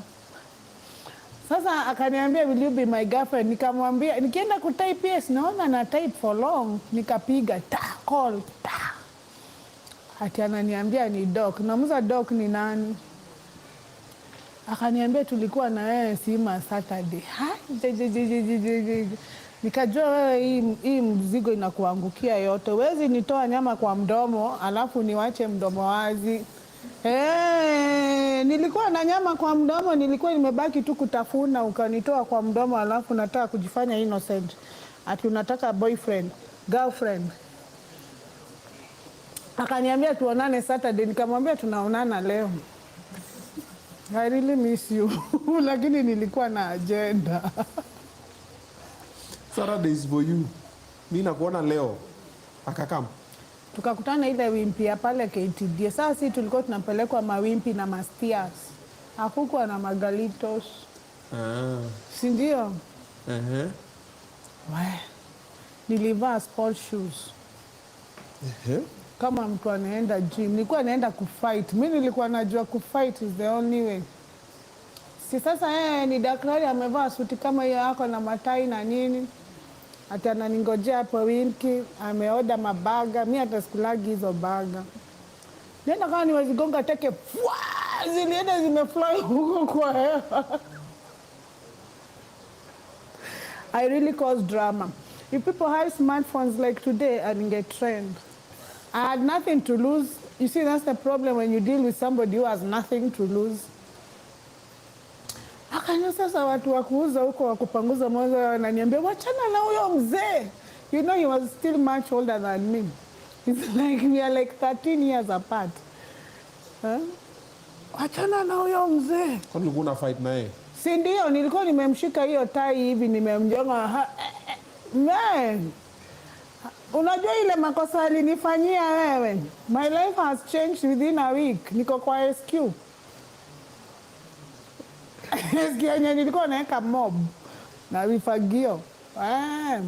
Sasa iwe ndo mob. Na unajua asingeniongelesha, sponsor wangu angeona tu ni magati niko nimeenda kukula, hangekuwa na any problem. Ningefanya tu venye mimi hufanya, napiga gati zangu na escortiwa kwa gari, naingia kwa gari, nasunda mtu kenye na msunda naenda home tu. Angeona tu ni venye tu tunakuaga na yeye. Sasa huyu nilikuwa namuuliza, of all the days you picked that one when my boyfriend was sick. And I said, who is your boyfriend? Now I'm mjua. He's gone. Who is going to pay for me my bills? And I said, how much is your rent? Namwambia that 5,000. Sema, yangu ni 12,000. Sasa nashindwa. Sasa what is this? Ati mimi nalipanga 12,000. Jerusalem. Mimi ungenipea date Jogoo Road siendi. Jogoo Road mimi nilikuwa najua is out of bond. Uniambia ati twende sijui Buru, sijui huko sikuwa naenda mimi. Niko na gold. Huku na madiganga expen. Siwezi. Nitaporwa sikuwa naenda. Ati sasa huko ndiko naenda kuishi sasa. Sasa ni makao. Akaniambia no. Nikamza, so how are you going to help me?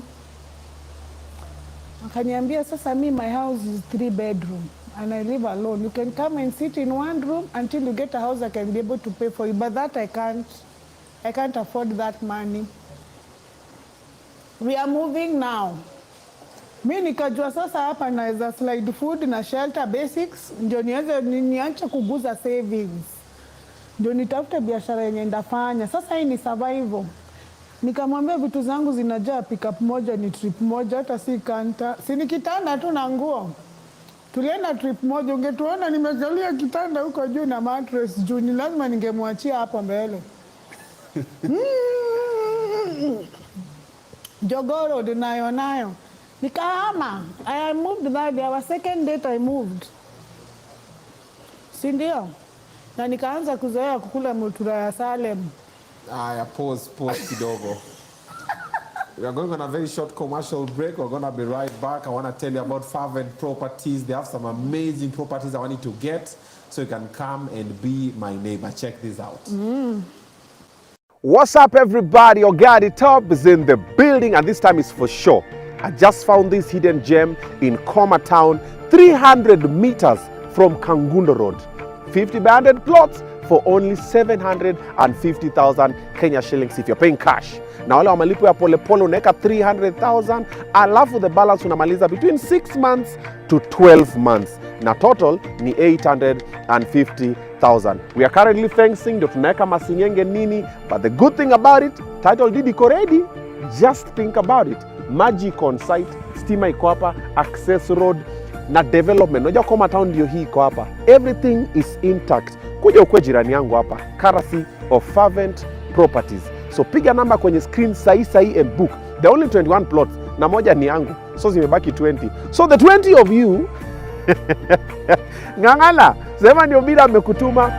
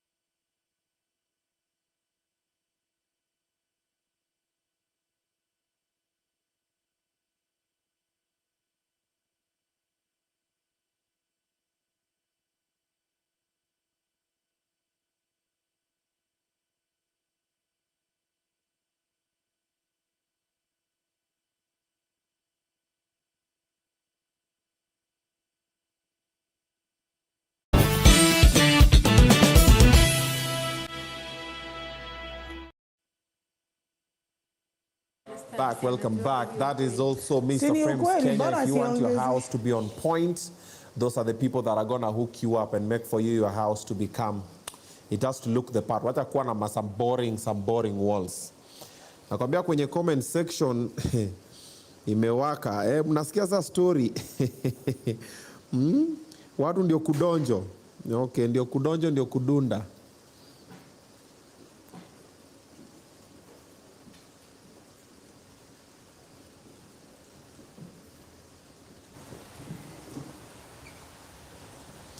Kumbe watu wa Jogoro tu wako wengi huko. Watu wa Jogoro tu wamefurahi umehamia area ya kwao.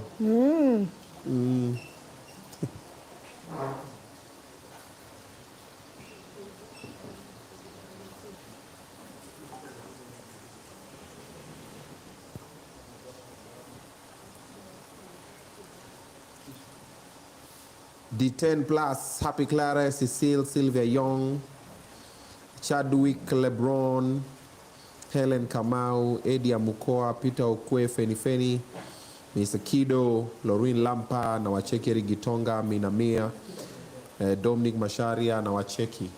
Next up the video we have who? Presenter Kai. Oh, Presenter Kai na the wife wamefika. Oh, wanakuom. Oh, nice. Then after you tuko na Senge Elena. Very nice, very nice. So up next we're going to be having presenter Kai and the wife waja kuja hapa kwanza tupige challenge nyingine moto. Mambo ichemuke.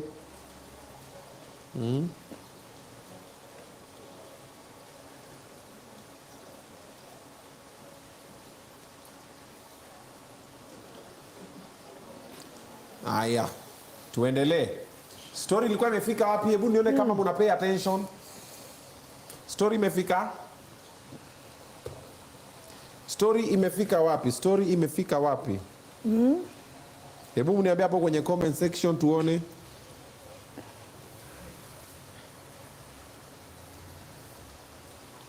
Ati huyu naye ni gaidi.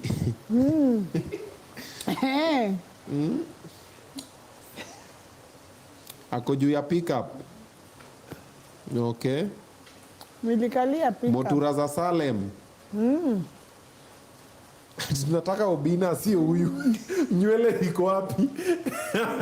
Oh, surprise! Leo Obinna ameniambia ni kama ni feeling I'm the twin bro. Yeah, kama mjaijua yuko na twin bro na ni mimi.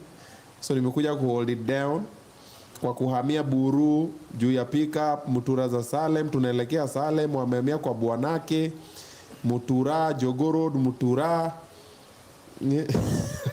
Umeleta gun.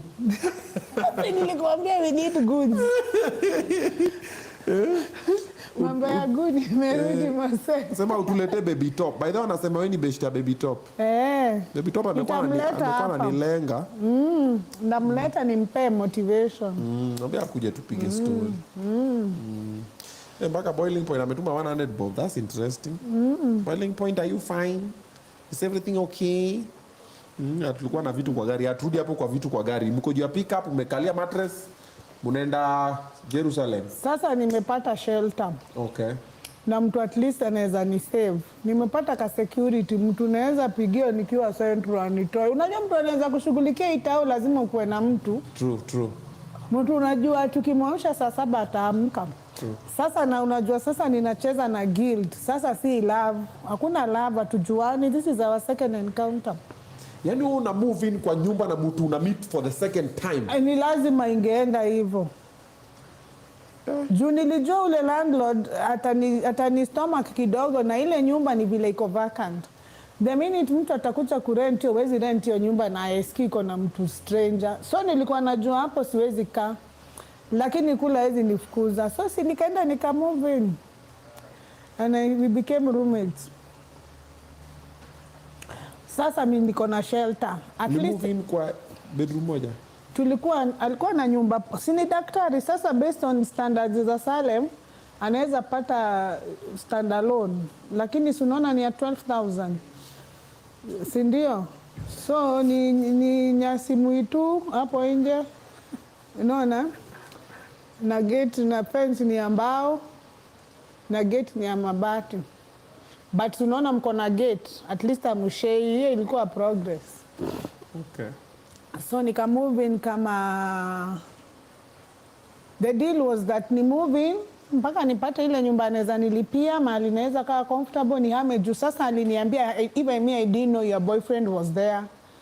Sasa tuna discuss boyfriend yangu. Naambia umenimwagia unga venye hujawahi ona. Aniambia I'm sorry but now what can I do? So now see that's the part he could do. So I moved. Hiyo siku ndio hakurudi kwa ofisi. Alikuwa amenipea date ya lunch time. Sita na weekday he has to go back to the office. See, he's a dog. I didn't go patient on bako mwenyewe hivi. Sikumwachilia ati nianze kukutafuta tena na simu. Na wewe ndio huyu. Ukahama the same day. Tulienda tukachukua pickup, nikahama the same day, na nikaambia landlord wangu asante, nikapiga shukrani yenye hujawahi ona. Akaniambia umepata option. Nikamwambia, akaniambia wewe ngeshi huwezi kwama. Kaambia siwezi kwama. So I moved in. So now we are staying at roommates. But now I'm very depressed. I'm used to money. And now I had like 200,000. It was a lot of money, but to me it wasn't. That was money I could spend within hours. You see? Yeah. Sasa niko depressed. I'm broke. Na niko huku Salem. Yaani nduru watu kunyongwa ilikuwa normal. Why? Mimi sikuwa najua hiyo. Kuna siku tulinyongwa na brother yangu akanisema uliolewa huku. Unaona? Yeah. Sasa hapo ni lazima nichore ya fresh. Kwanza number 1 nikajua hapa two things can either happen to me. Either I go back to that life ya kuambiwa ekelea kadi hapa. Unajua venye una say pesa hujatafuta una say. Akisema no ni no. Na sometimes we utaki hiyo no na even you have an opinion, you see. So I decided I am going to make my money and I'm going to exactly live the kind of life he has shown me. That was introduction.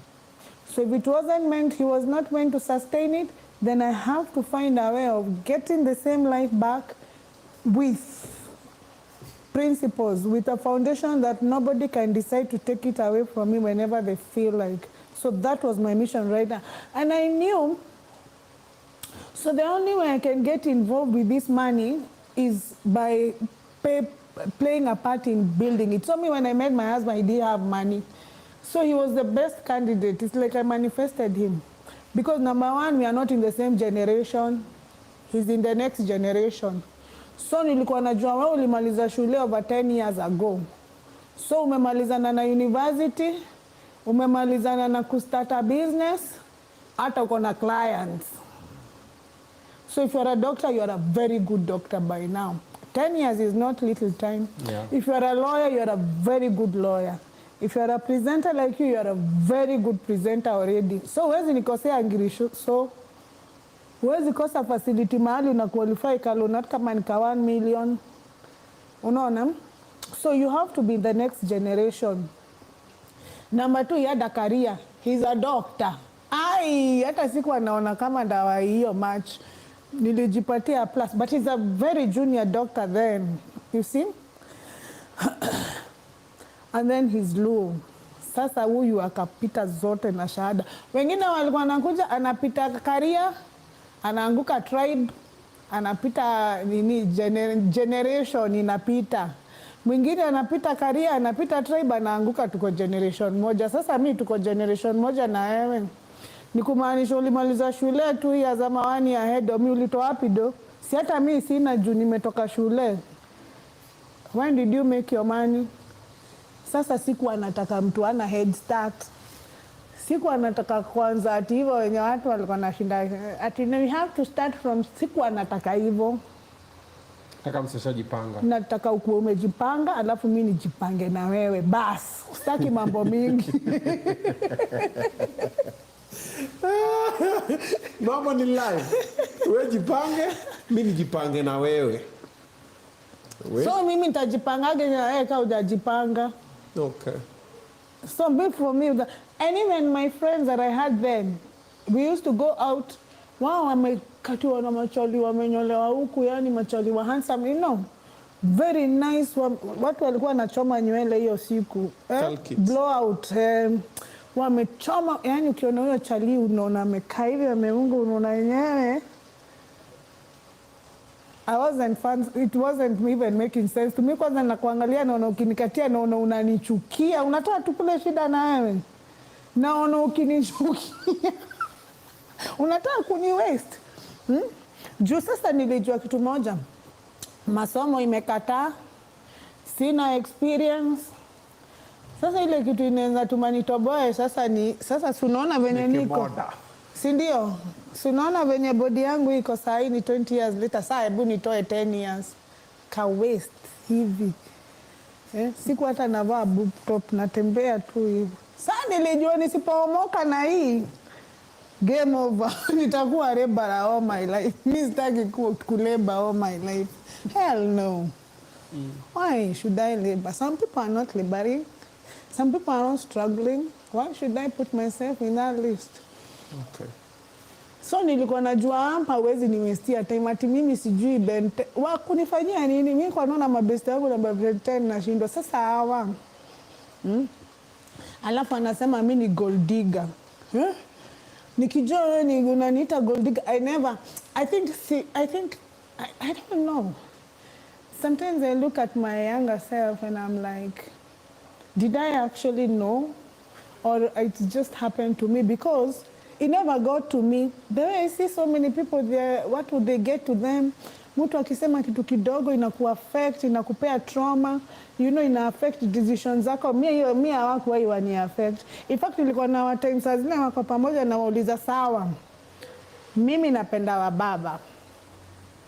Mshasema mimi ni gold digger. Sasa nyinyi mko na machali mna dig nini? Juu kupigwa tunapigwa the same. Kupigwa tunapigwa, kuna kupigwa ya mbaba na chali, kupigwa ni kupigwa tu. Sasa nyinyi mna dig nini? Juu sasa kama si gold una dig nini?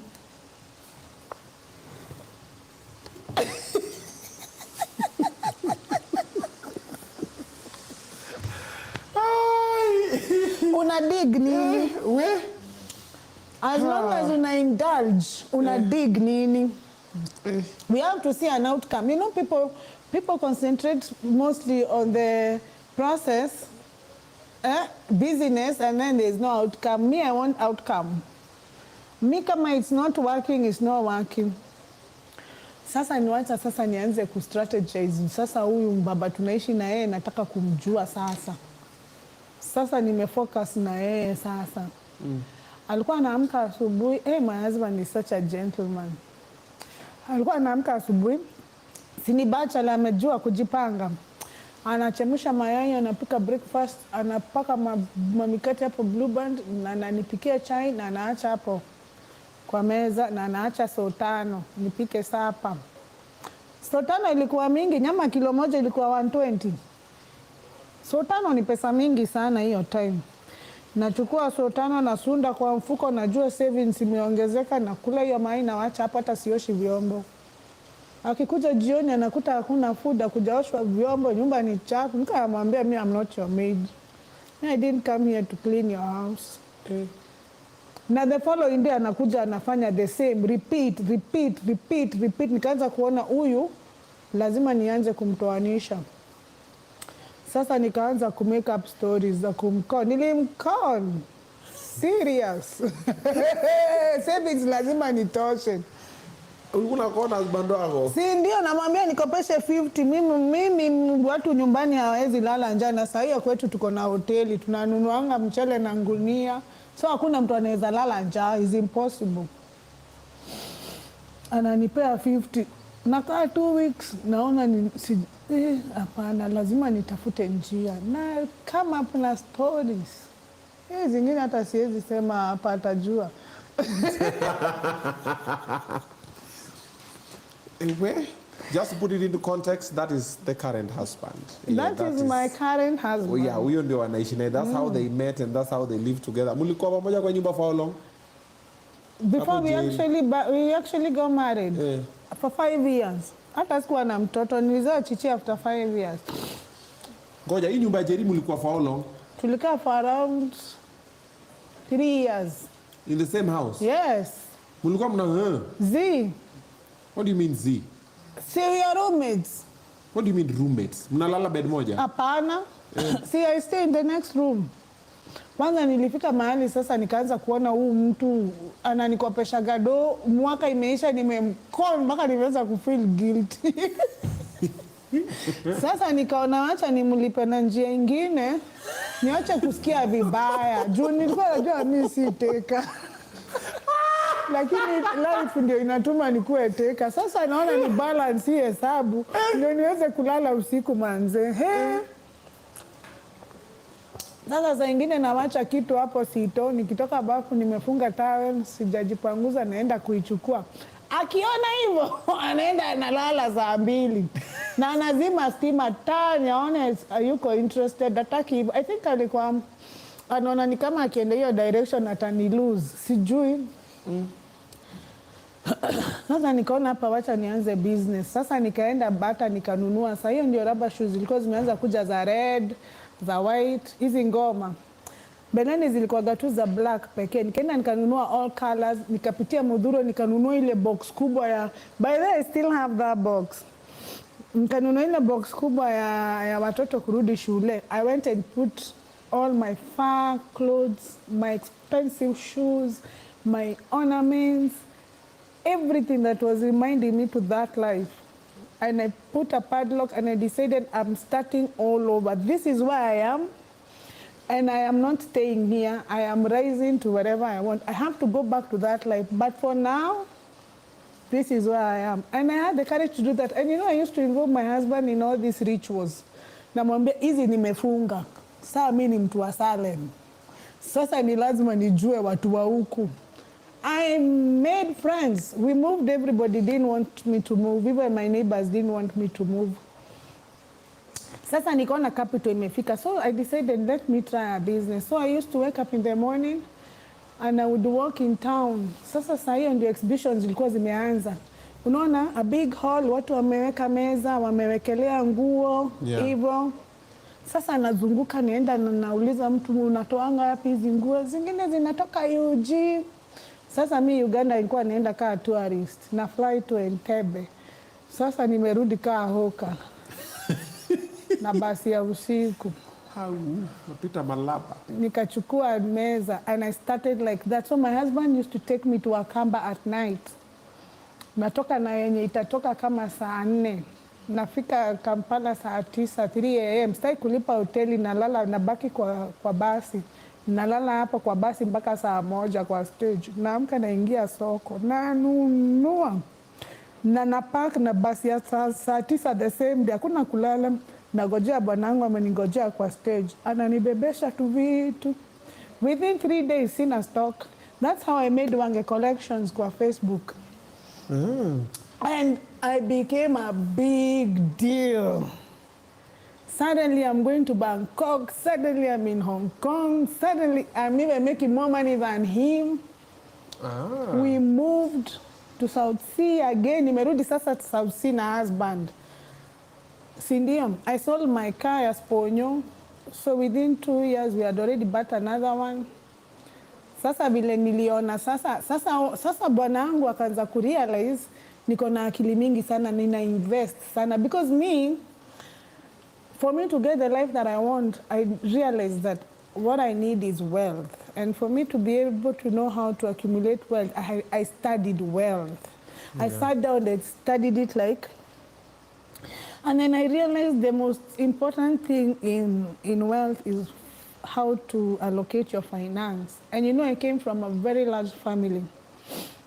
My grandfather had 5 wives. Yeah. No.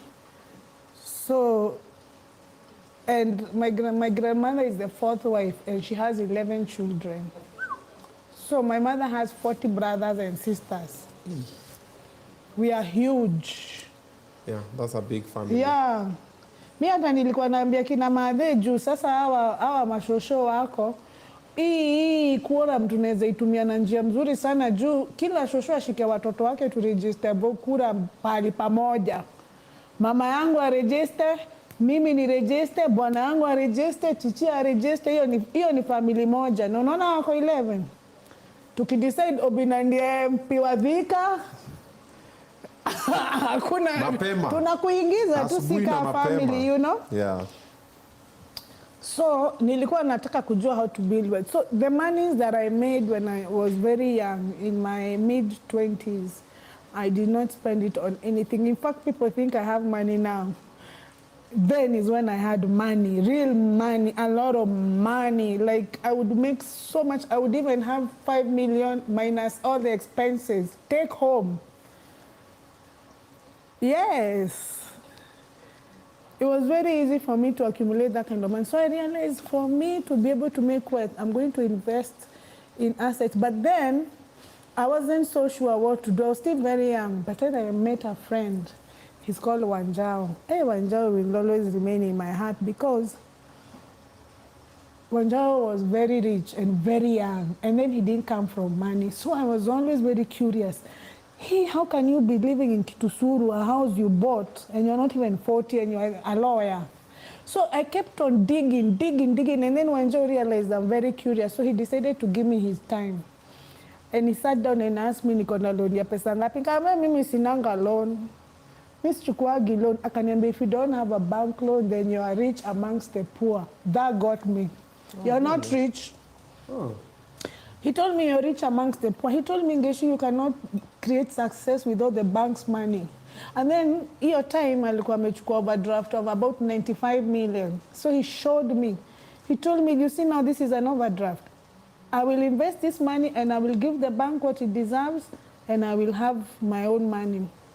So if you can be able to save 5 million, you can be able to borrow 10 million against that money. Somebody who has 10 million, somebody who has 5 million, they are not in the same league.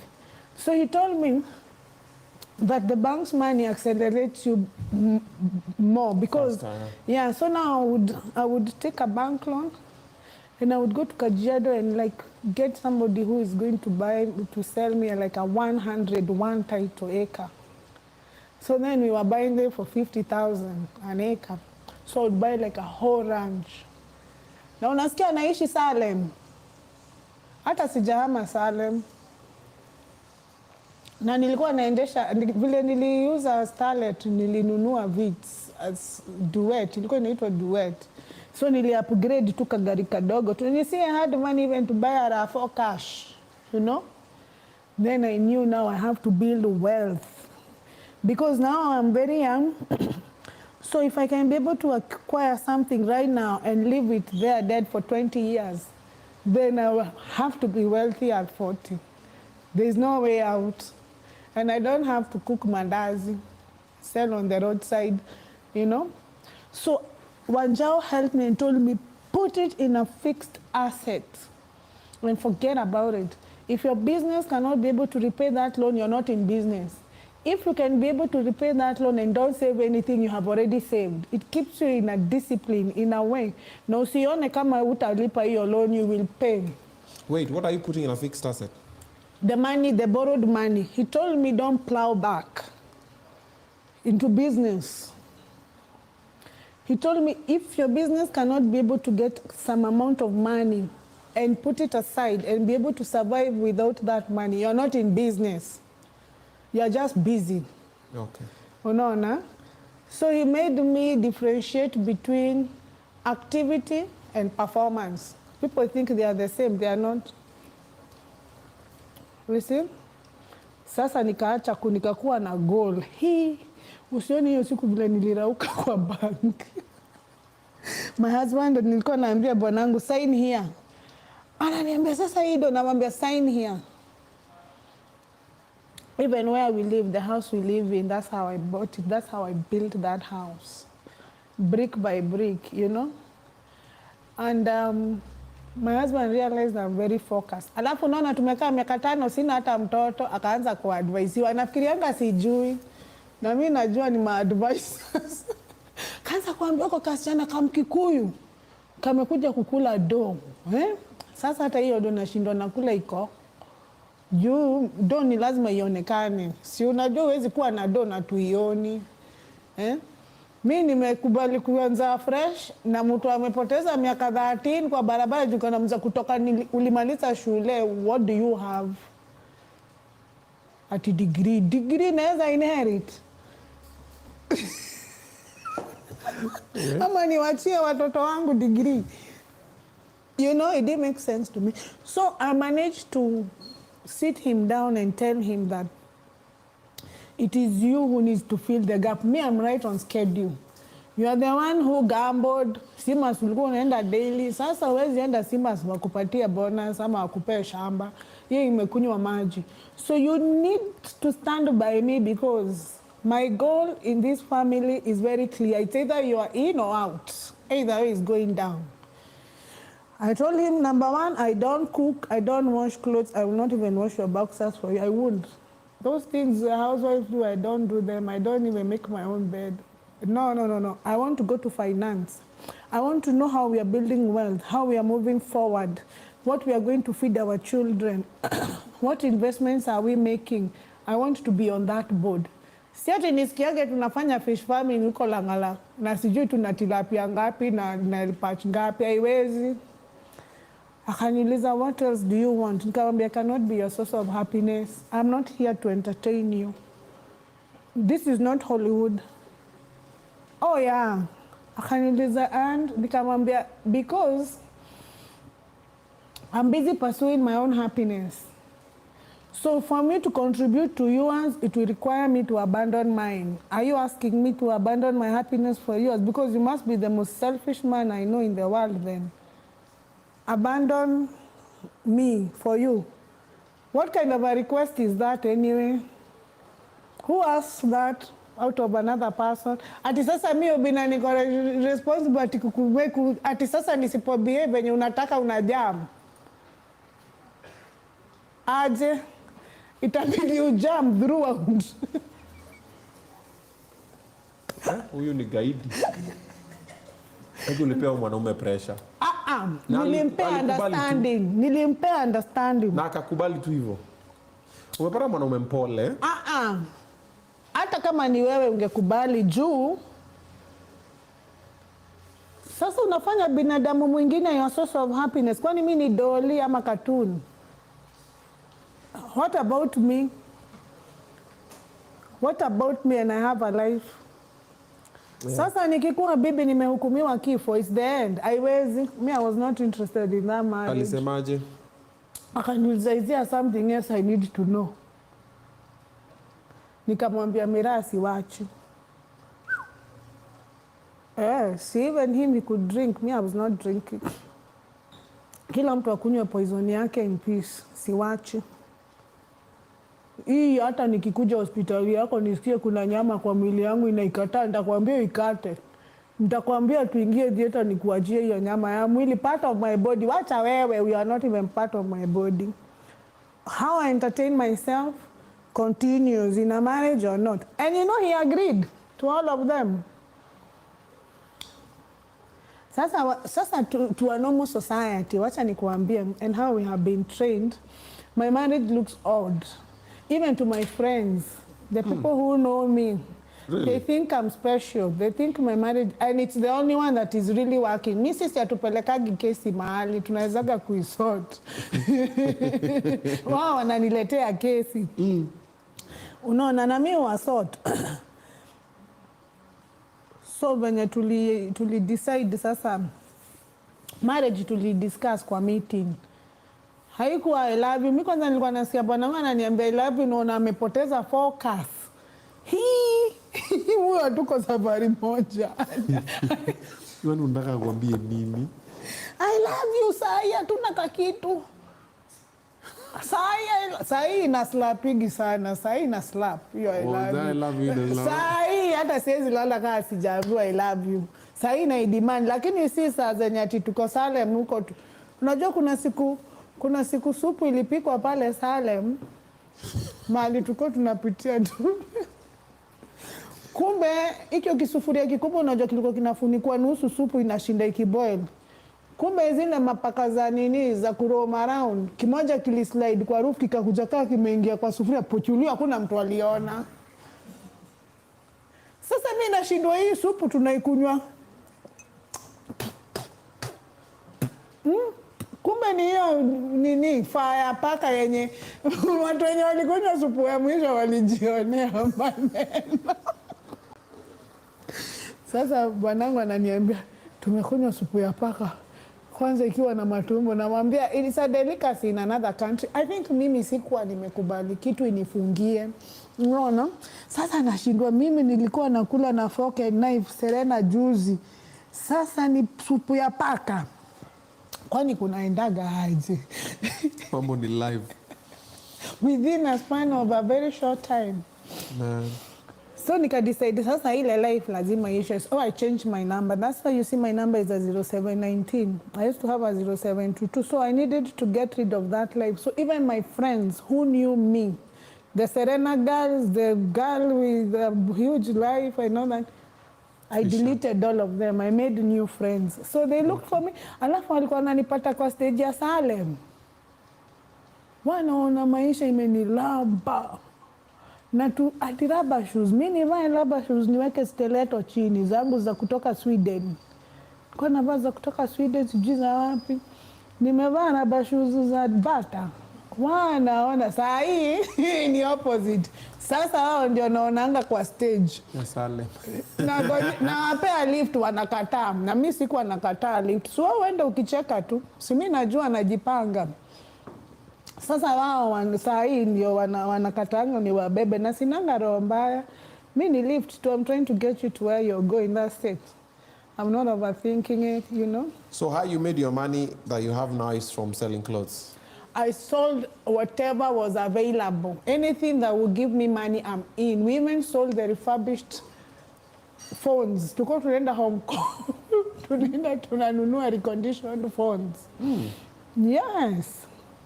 Unaenda unanunua phones za 2 million. Zinatuma zinakujaga Kenya. By the time zinauzwa halfway, you already have your 2 million back in the bank. So the rest is profit. Oh yeah. It's a lucrative business. Very, back then it was so good. But me, I had made an intention that I'm retiring at 40. Me, after 40, I stopped working. I put that intention when I got married to my husband, that I am not going to work after 40. Everything has to be accomplished. In fact, nilizaa mtoto at 40 ndio nifunge na yeye chapter ndio nikuwe busy. You see job. Oh, wow. Oh, yeah. Oh, you have a 4-year-old? I have a 4-year-old. How many toys do you have? I have 3 children. Kuja hapa wewe mama. This is my first one. By the way, you wouldn't believe it. Wow. Come hivi, come kuja huyu ndio nilianza na yeye marriage. Huyu ndio first born wangu. How old? How old are you? 17. Nice. She just graduated high school. Sasa ni raia aingie sasa aanze kujua vile pesa inatafutwa. Tumezaliwa kwa pesa, si ndio wewe hujazaliwa kwa shida? Ati first car yake ni Ford. Mimi first car yangu ilikuwa gear 4. Unajua nilikuwa nafika pale all shops, nikikuta jam naweka kando. That Ford Raptor ni yake? Si ndio? Ulimbaya? Si ndio? Why not? Oh, wow. That's interesting. Yeah. You know how to drive? At 17? Si ndio? Okay.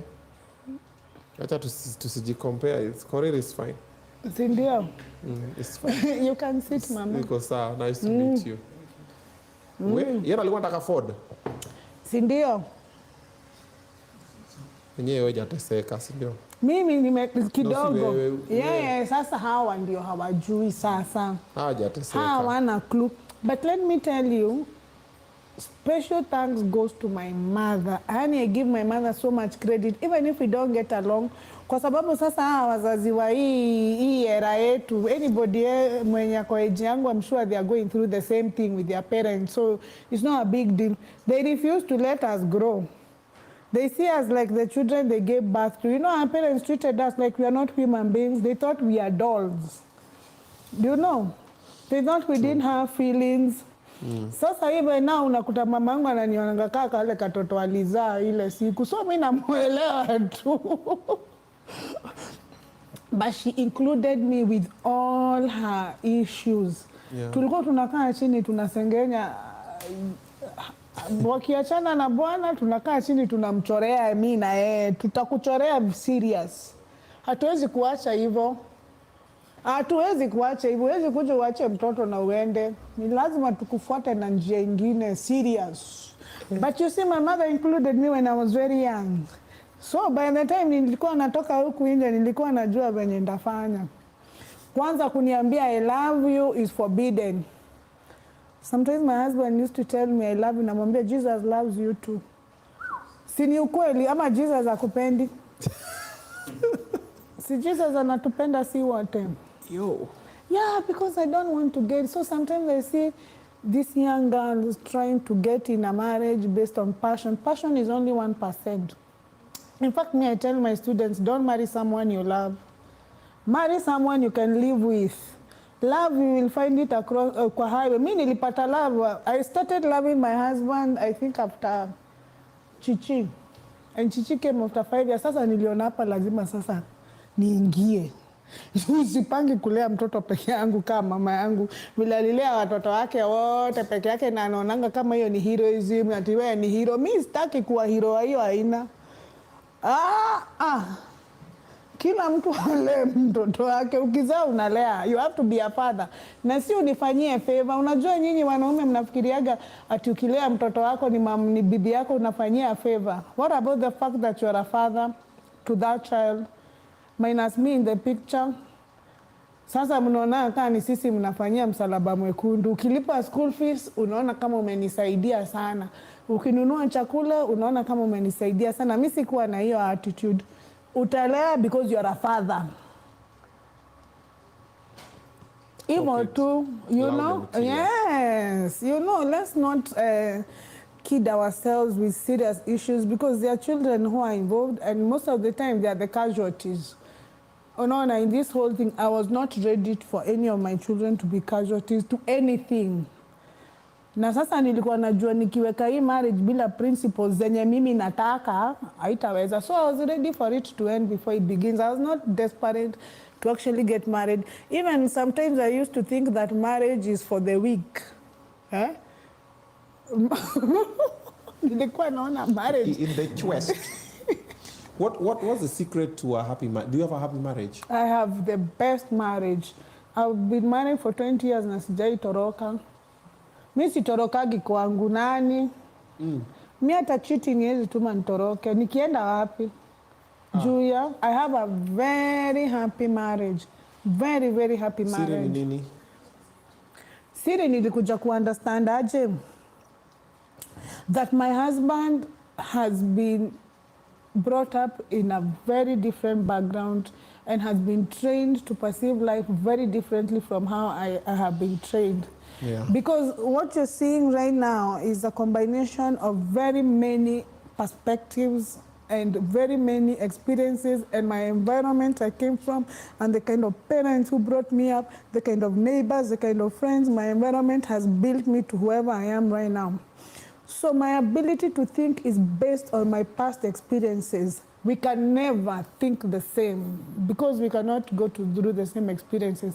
So every time that I have an opinion and it differs from his opinion, I know when to calm down.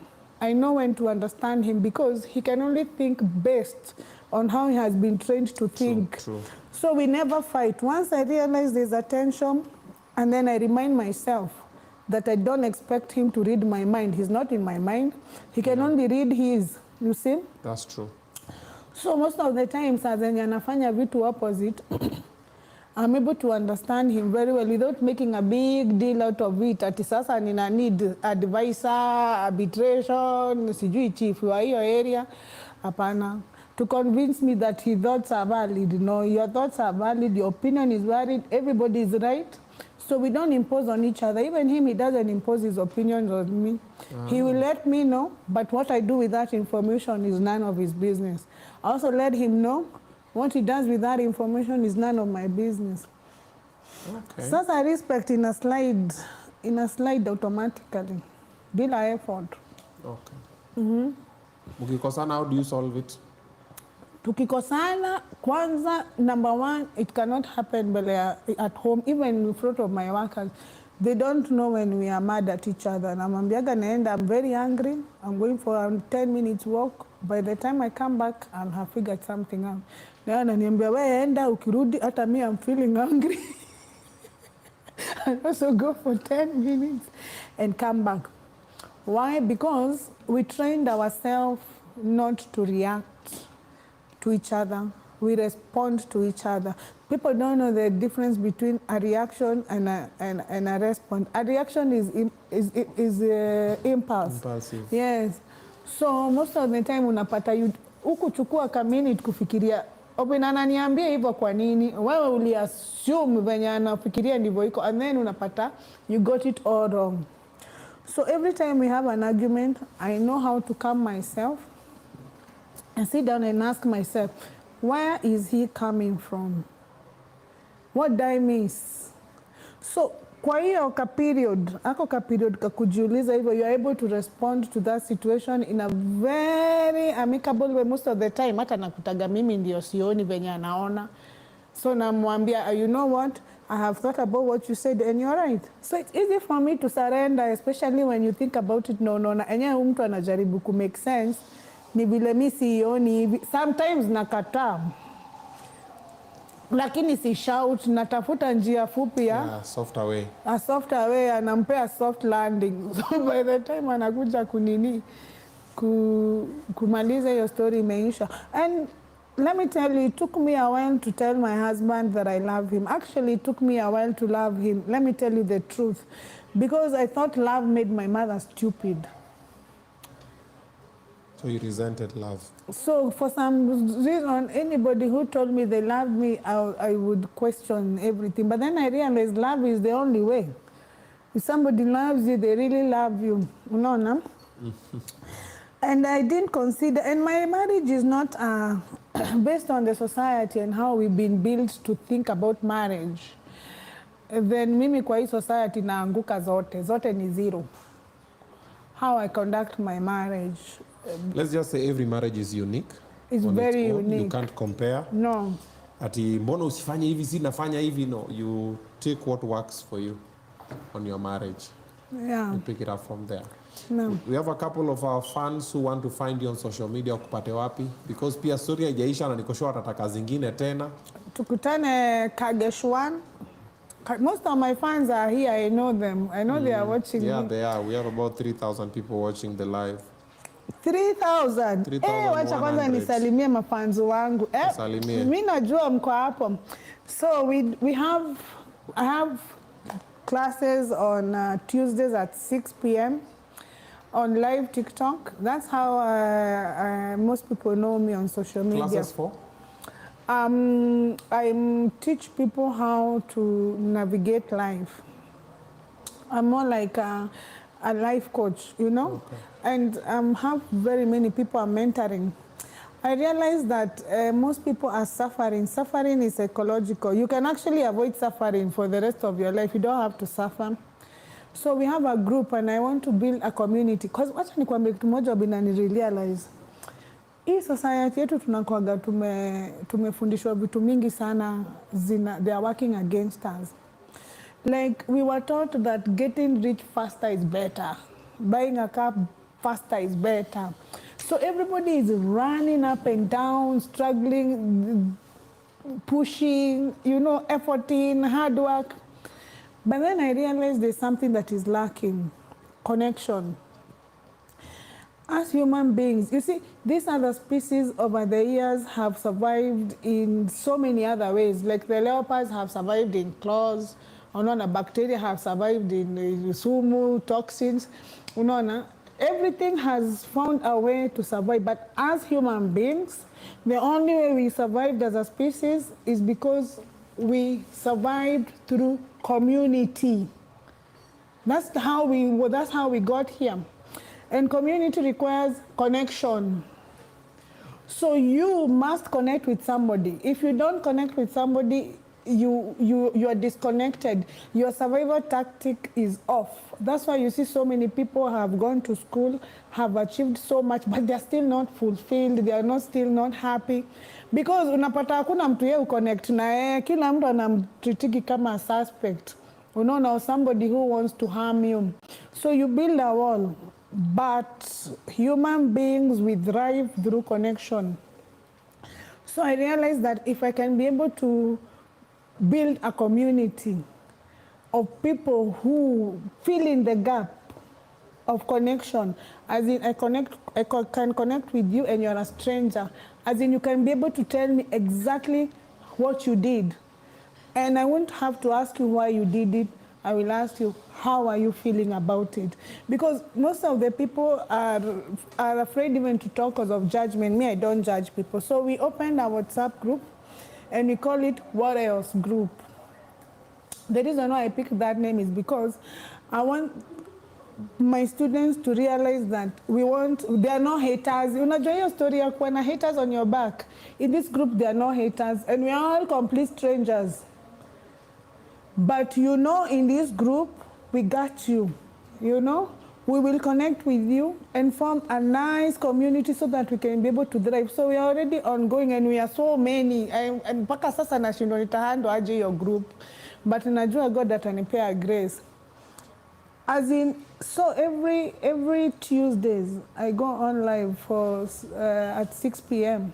just to make sure that I keep up with the connection. And some people I have very good testimonies. I should bring my people here for testimonies. You'll be shocked. Some people have really made it. Some people have been able to regain their self-confidence. Some people have been able to regain their dignity until they can stand in front of people and actually feel like human beings, you know? So my idea is to build a community of people. It's not like a church community. Hapana tusemagi hallelujah amen, which is not bad. Lakini we try and spread the love. As in, I am a stranger and I can be able to do you a favor without minding it. I can be able to talk to you without judging you. So on Tuesdays, so najua wameambiana ndio wamejaa hapo. Wanatakaka kujua hiyo story ya Sponyo na shindaga nikiwaambia live, nitawaambia, but every day I'm having something new to talk about. So make sure you come for my live on Tuesdays, and my name is Kagesh'S, TikTok, and Facebook is Wange Collection. All right, so there you have it. So a very interesting story, very inspirational. And also very challenging, very educative as well. Kama umewatch na hujajifunza kitu, wewe ni duanzi. Yeah, lazima uko umewatch na umejifunza kitu. So we're coming up next with Kai na wife wamefika? Presenter Kai wamefika? All right, so we're coming next with presenter Kai and the wife. Let's see how that goes. And after that, we're going to be having Senje Helena. Thank you so much for coming through. Thank you for even agreeing to come through. And for your story, mimi nimekusikiza tu all through because your story nera tuki. I didn't want to interject nikasie story. But umejifunza kitu, asante. Sasa next time unafaa uniite juu ya scandals. Si ati sijaenda through scandals. Hey, scandals. Uko na ma scandals? Mbaya. Wapi online? Online. Over the years, 20 years is not kidogo time. Lakini that is, you have to stay on Obinna Show for you to be able to know. That's when we are making it next time. Take a title, Scandals. Scandals. Sasa ni scandals. Moto. Ha! Eh. Scandals zenye mabesta wangu hawakuwa nafikiria naweza survive, but I survived. Okay. I want to hear that. We'll see you guys on that time. One as well. Oh, yeah. All right. See you then. Bye. Thanks for having me, Obinna. Karibu sana.